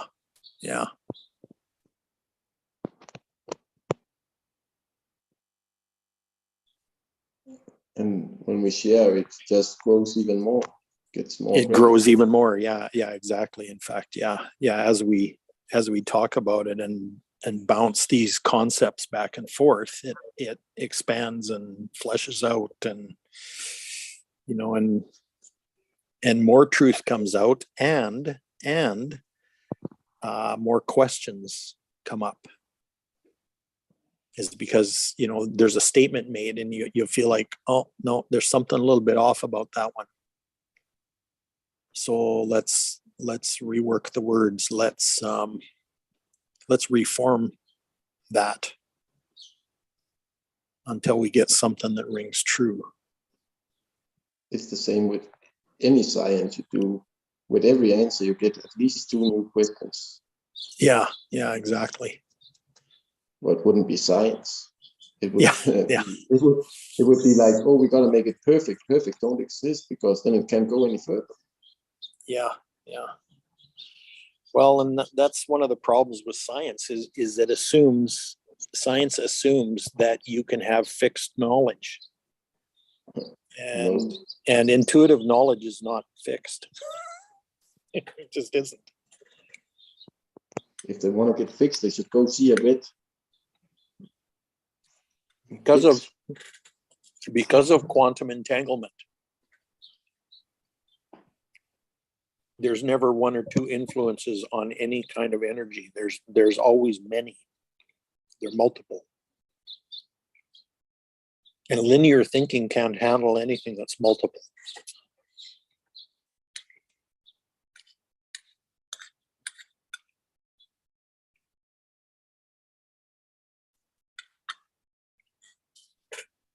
Your left hemisphere analytical scientific brain can't handle that.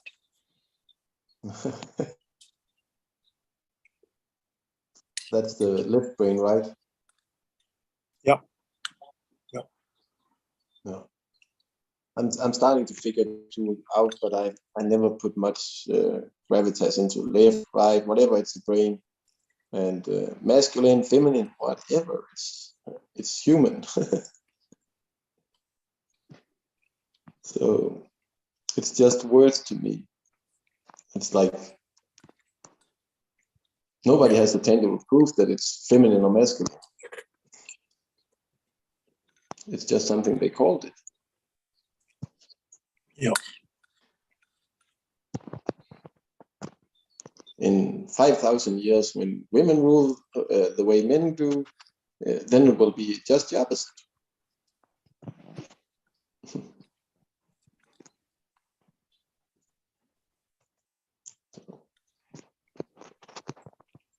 That might happen sooner than you think.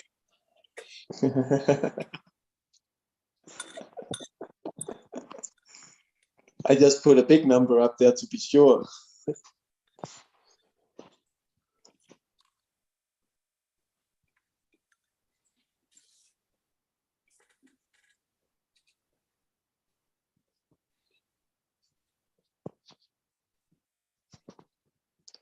Why do anybody need to rule? Why can't we just share? It's the normal way. Yeah. Well, that's what balance and harmony is all about. Yep.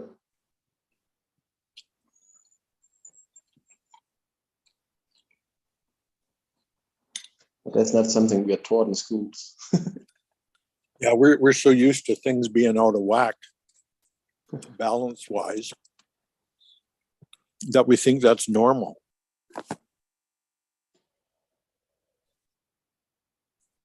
Yeah.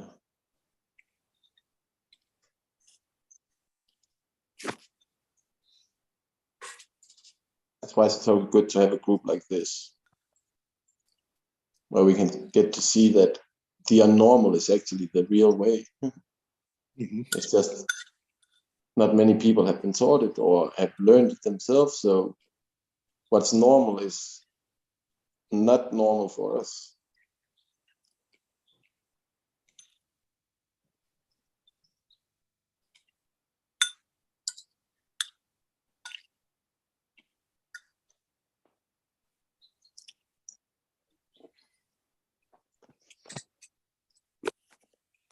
I know that's part of the reason for having the life experience I've had is an understanding that what we call normal today isn't anywhere near normal.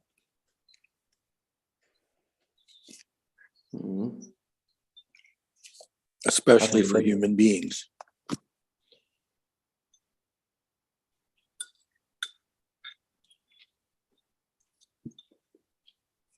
Yeah, we're created to be in pairs, but we still get taught in school, do it yourself, don't find a partner and do it with. Should be more natural that they paired you up 2 and 2, so you are used to being with a partner. Doesn't matter if it's male or female, but to learn, so you get perspective.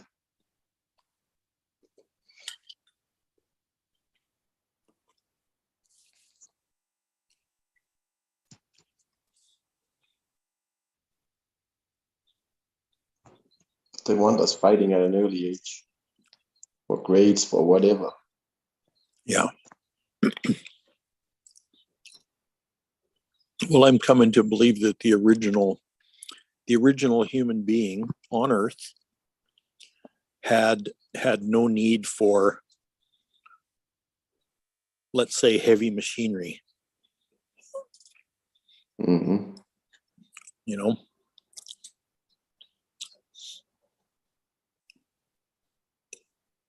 like it was that human being that created the pyramids, the Great Pyramids.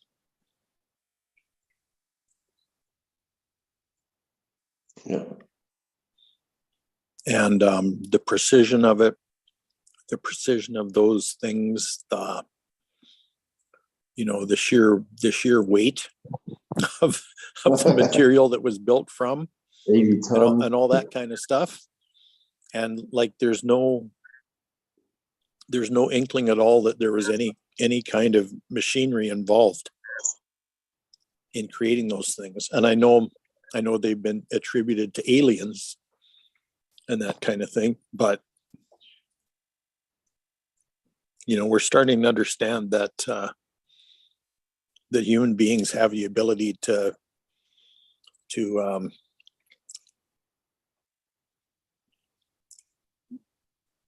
like psychic ability to be other places, to astral project, to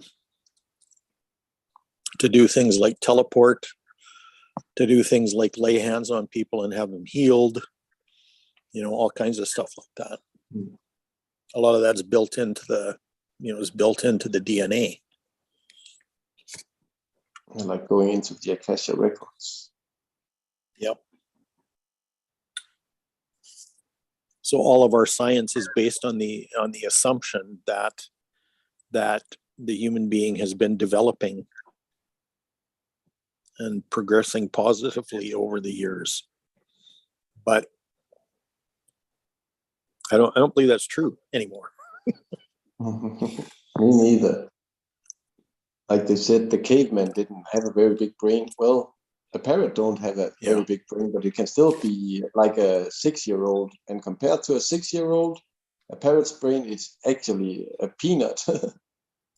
So it's not the size, it's how much you use of it. And the brain is only like on the radio, like the antennas. Mm-hmm.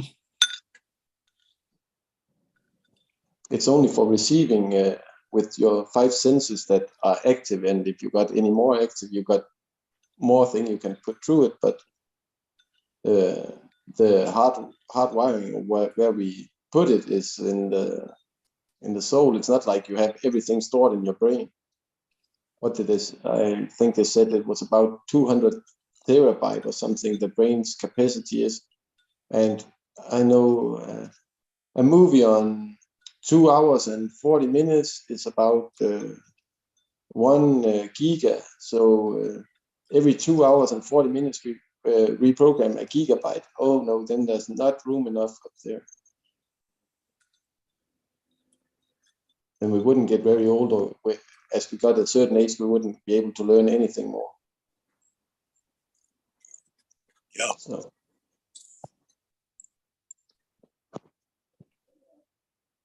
It's like we have a external hard drive somewhere placed within us that we can connect to and upload from. Yeah. Yeah. And that's the field. Yeah. The field remembers everything. Your brain only remembers what you've experienced. And on top of that, it also interprets it all. Right. And that interpretation can be totally off. Yeah, misinterpretation. Yeah. Exactly. Totally. Exactly. And then it gets told something that's not right, and then it will totally misinterpret it. Yeah. Where the field only has the truth. Yep. Yep. It don't tell anything about Einstein's thousands first failed experiences. It only tells about the one that's working. Right. The one that worked. Yep. Yeah. Yeah. And then we call those failures.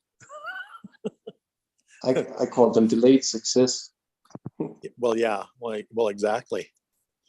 And that's part of how we learn too, is we learn what's not. Yep. You know, we try things and we find out, nope, not that one.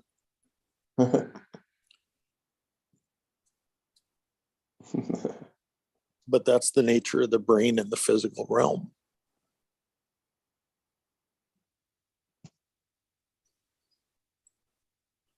And if you can have 1,000 You know. experiments on the same thing in different ways, that's just the possibilities. Right. Right. Well, the physical is kind of limited to trial and error. Mm-hmm. Okay. And so are your physical senses and your brain. It's all kind of wired like that, you know. But what about your multidimensional senses? The ones that tie in directly to the field And some of the errors and interact with that, you know, totally different. I think some of the errors they made, other people have turned into successes in another experiment for something else. So that they actually tried it was just giving a piece of the puzzle to someone else for their invention or experiment.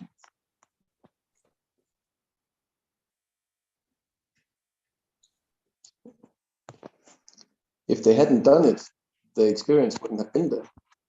I don't know what it did.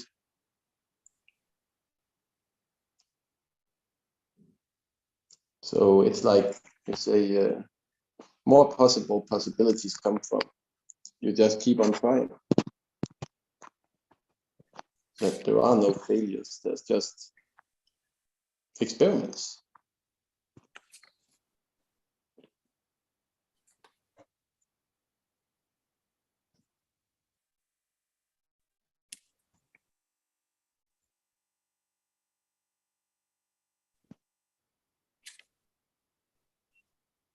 That gives experience.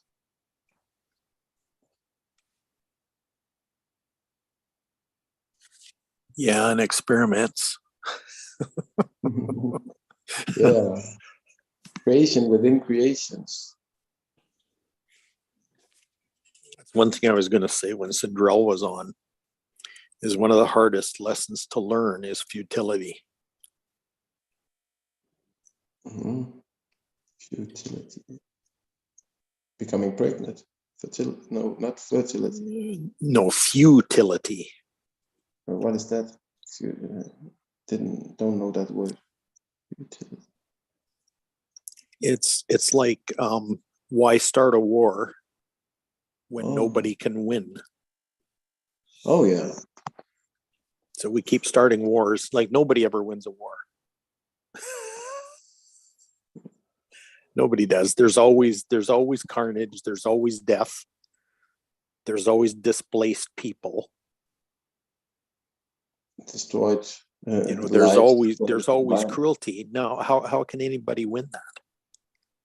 No, you can't. So you can't. So why bother even starting it?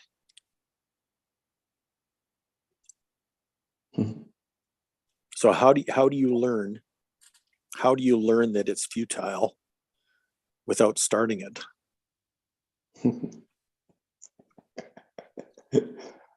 Well, and that's the thing, is because even when the conclusion should be, this is futile, we keep doing the same thing over and over and over again.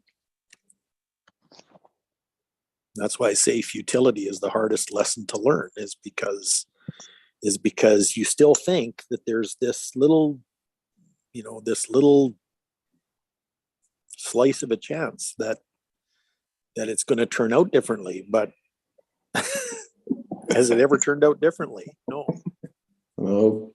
no, it hasn't. Futility. Yeah. Okay.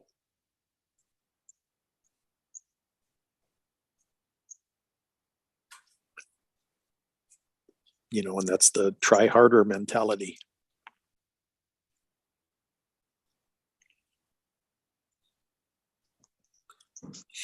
See, if Edison, when he was inventing the light bulb, would have sat down and contemplated that, he might not have had to try 1,000 times in order to find the right filament for the light bulb. Hmm. And that's basically how Einstein came up with E equals mc squared, was by just contemplating it. Wow. And other people who followed him have managed to expand in the same ways by doing exactly the same thing. And that's why I call it intuitive technology.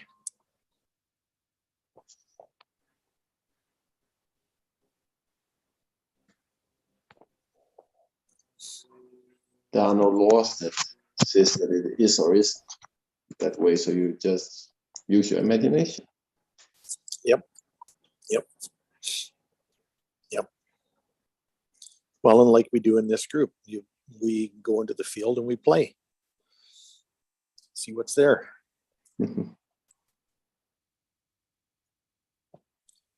Yeah.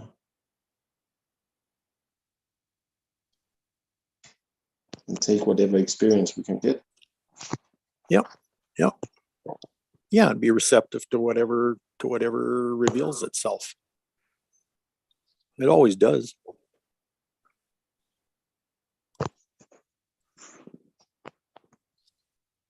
Mm.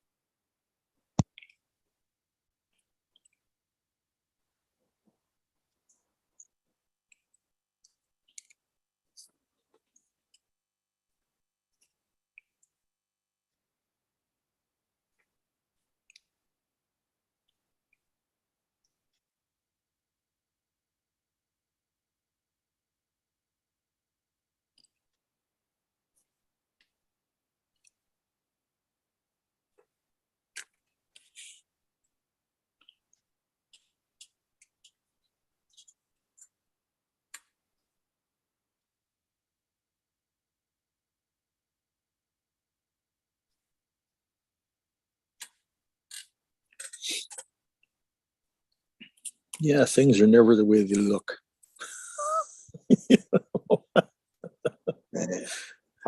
How could we ever come to see everything, but when everything is 99.999% nothingness? Well, When yeah, they look yeah, different, everyone exactly. looks like- Yeah, exactly. Yeah, It's like the very truth is in the eye of the beholder. there's a lot more of nothing than there is of something. Yeah. But we can't do without the nothingness because it's nothingness that holds the something together. So it's a cooperation by the two.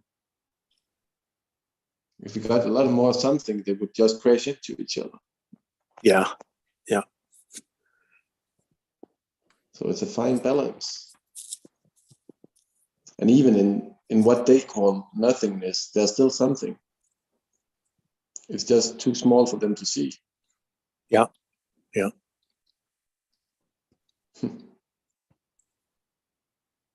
Like what was they found electrons and quarks, and I believe they found something even smaller than that last time they did that thing, moving at a light speed and pressing them into each other.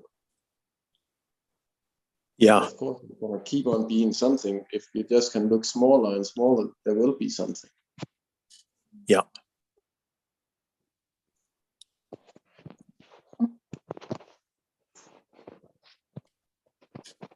Why do we actually have to find out what's there? It's not like it matters to us, really. Yeah, We Yeah. can't touch it. We can't do anything to change it. It's part of us. yeah. Well, and that's why we talk about spirit influencing the energy.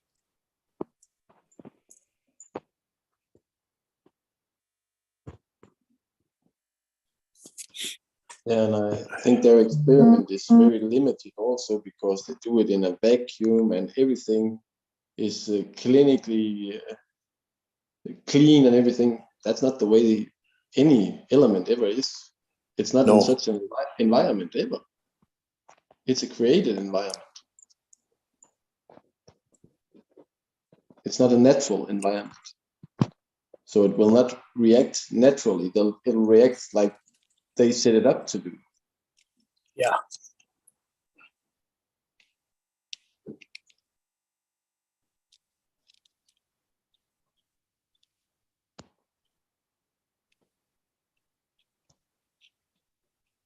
So it's just one science for the possible possibilities. In that environment, it will do like this.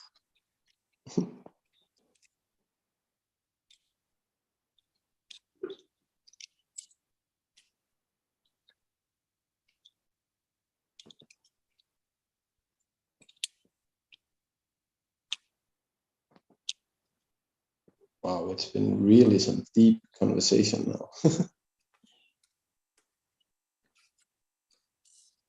Yeah, I love to have these kind of conversations in case you hadn't noticed. Oh, I've noticed. You like Yeah. the I spend a lot of seeing- time in this space. Yeah, and I love the way that you study the stars and everything. So much energy. It's like you said, the universal music.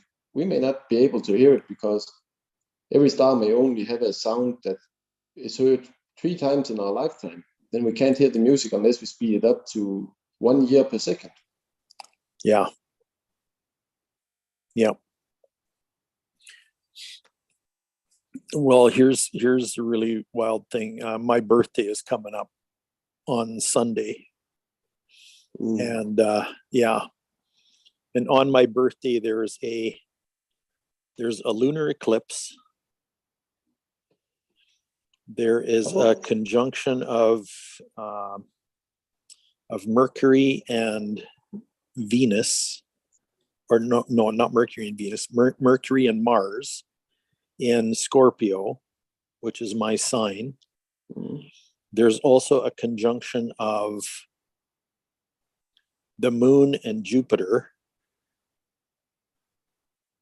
and that's only a few degrees away from, and my natal my natal moon is showing up on that same day. So all kinds of stuff. And that's on my birthday that all this stuff is happening. Wow. Question, how do a lunar eclipse actually happen? I can understand the solar eclipse, that the moon goes in front of the moon. Sun. Lunar eclipse is the Earth's shadow on the moon. Oh, okay. Okay. So that Solar means eclipse is the moon totally on shadow on different Earth. side. Yeah. So this is a very powerful eclipse for me. Because it's yeah. Wow. This Sunday. Yep.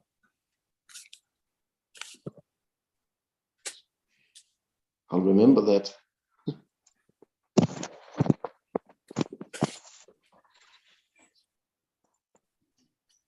Now my bird woke up.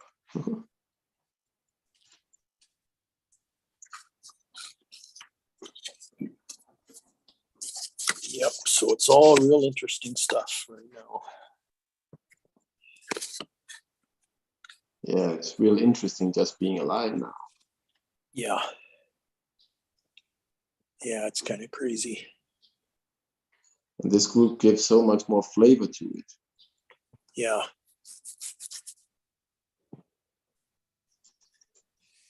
I didn't really start really realizing how significant all this stuff was till about 5 years ago.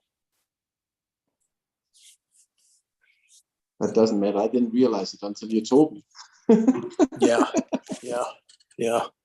Well, and I've kind of gone crazy with things, because I started to understand how all these energies interact with each other,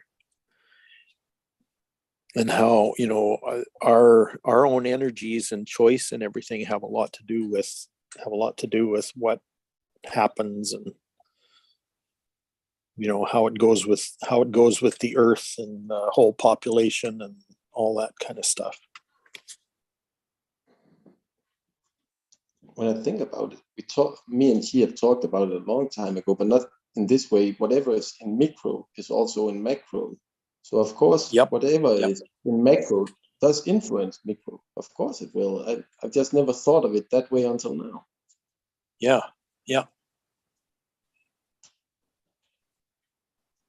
So like you said, even a star going supernova has influence on us, and stuff that we don't even know is going on has influence on us. Well, the radiation from that supernova, I mean, it's still being felt on Earth. I mean, that was when 1987 was when they first noticed that kind of influence. And then but the thing is, an explosion in space like that, it's going to have fallout for a long time. Yeah, and the first wave will continue going, even though it hit the Earth, it will continue past the Earth, past the Sun, and move on out of our solar system too. It's continuously until every particle has been sucked in by some planet or some sun or something. It will just continue. Like when you throw a stone in the pond, the ripples will continue until they hit all the sides. Yeah, well, it hits other things too. Like it's hit the sun, it's hit all the planets in the solar system. It's probably hit other stars by now. All kinds of stuff. Hey. Yeah, it's energy that's continuously moving. Exactly. Yeah. So even though it has passed through us, it will still have a drag behind it. Yeah. Like when you're driving a car, you can draft on somebody else's tail without using as much energy to move just as fast as him. Yep. So much energy has influence on whatever we are doing right now. Wow. Yeah. No wonder they say a butterfly can flap its wing in Australia, and 3 weeks later you got a hurricane hitting. No Well, wonder exactly. because That's the amount of exactly it. energy that it has pushed is gonna grow. Yeah. But it's not visible to our eyes in any way. We can't say, oh, we need to stop that some of a butterfly from flying in that route. It needs to be redirected. So, wow, this is a brain. Yeah, yeah, exactly. And it has to do it at the right moment with the planets aligning in a certain way and the moon being not only a third of the end, so it goes to being a full moon the next time when it reaches there. Wow, Yeah. everything is synchronicity in a big way. Yep.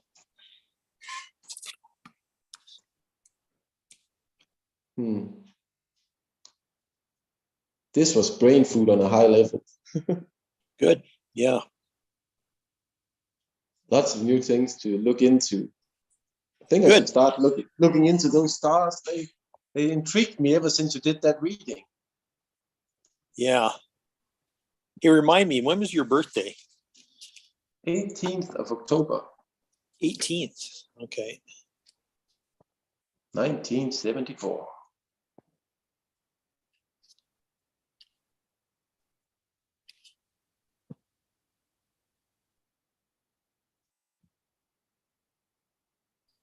A great year for cars. Yes. Yes. It was just between the round models and the square models. I like the round models much more than the square models. You know what time of day you were born, Heinz? Yeah, 5 minutes, 25 minutes past 5 o'clock in the evening. Past 5 o'clock in the evening. Yeah, it's almost half, almost. I remember So my dad said 1705? 1725. 25. Okay. And were you born in Copenhagen?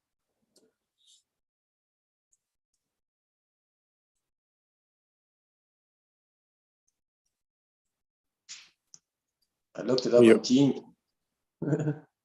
Yeah. Where were you born?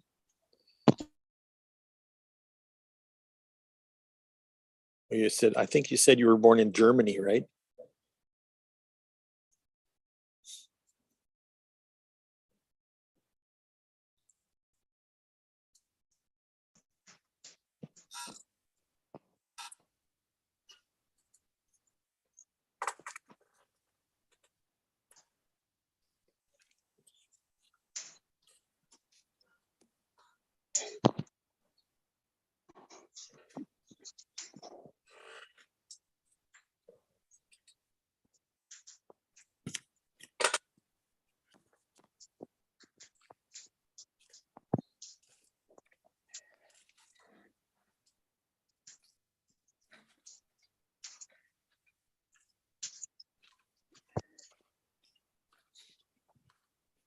So where did you say you were born?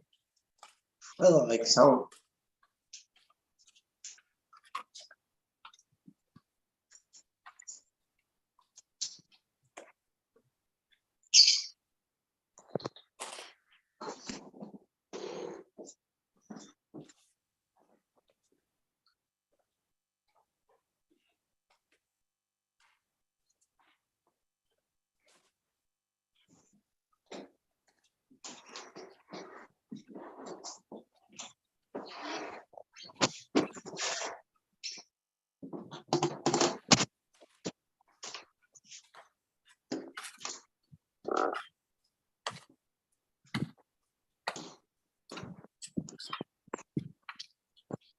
I looked up the gene keys last time when Ebony was talking.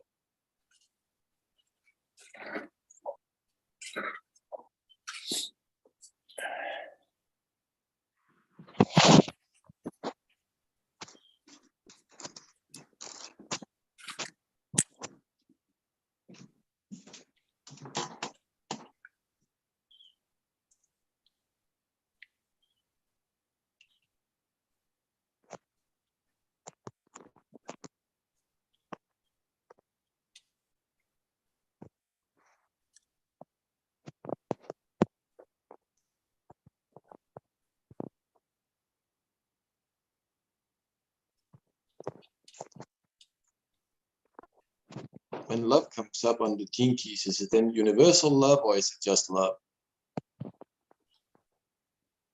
I'm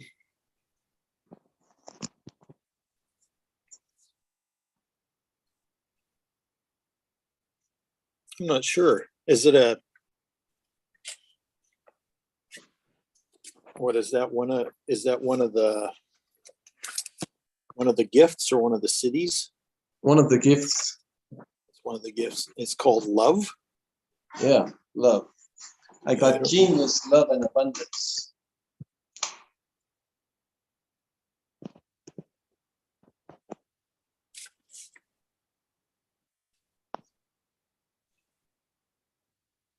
I don't remember seeing a love. I don't remember seeing a genius either.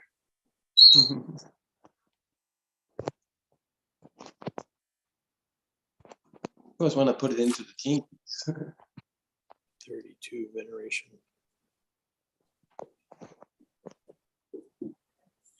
Yeah. Yeah, your sun shadow is failure, preservation, and veneration.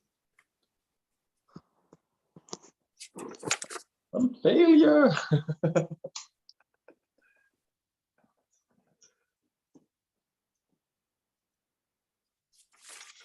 Yeah, I'm gonna look that one up again.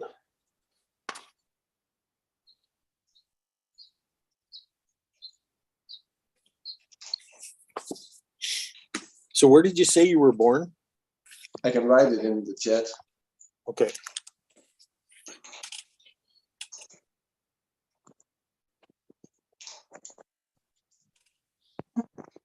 Is that in Germany? Nope, that's in Denmark. It's in Top of Denmark. I didn't have anyone born within, what, 50, 60 miles of me.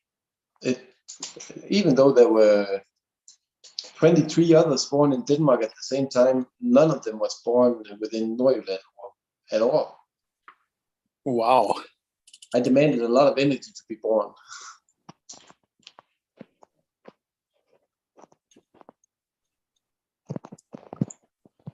Cool.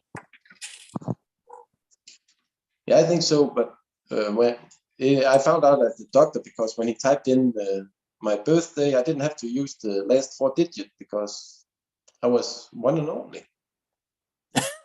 Wow.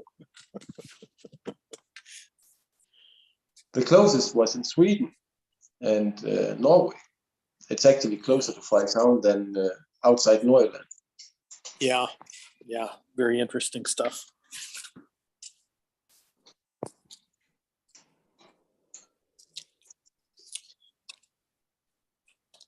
And I was born sick. I was born with 5 years of middle ear infection. Oh.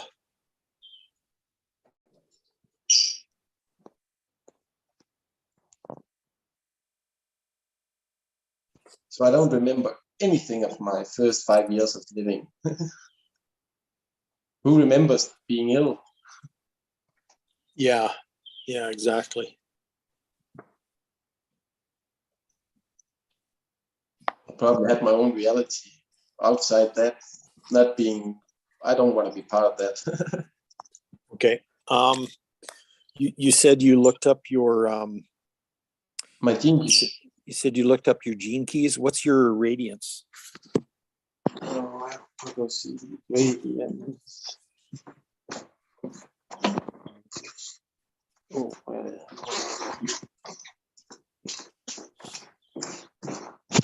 Yeah.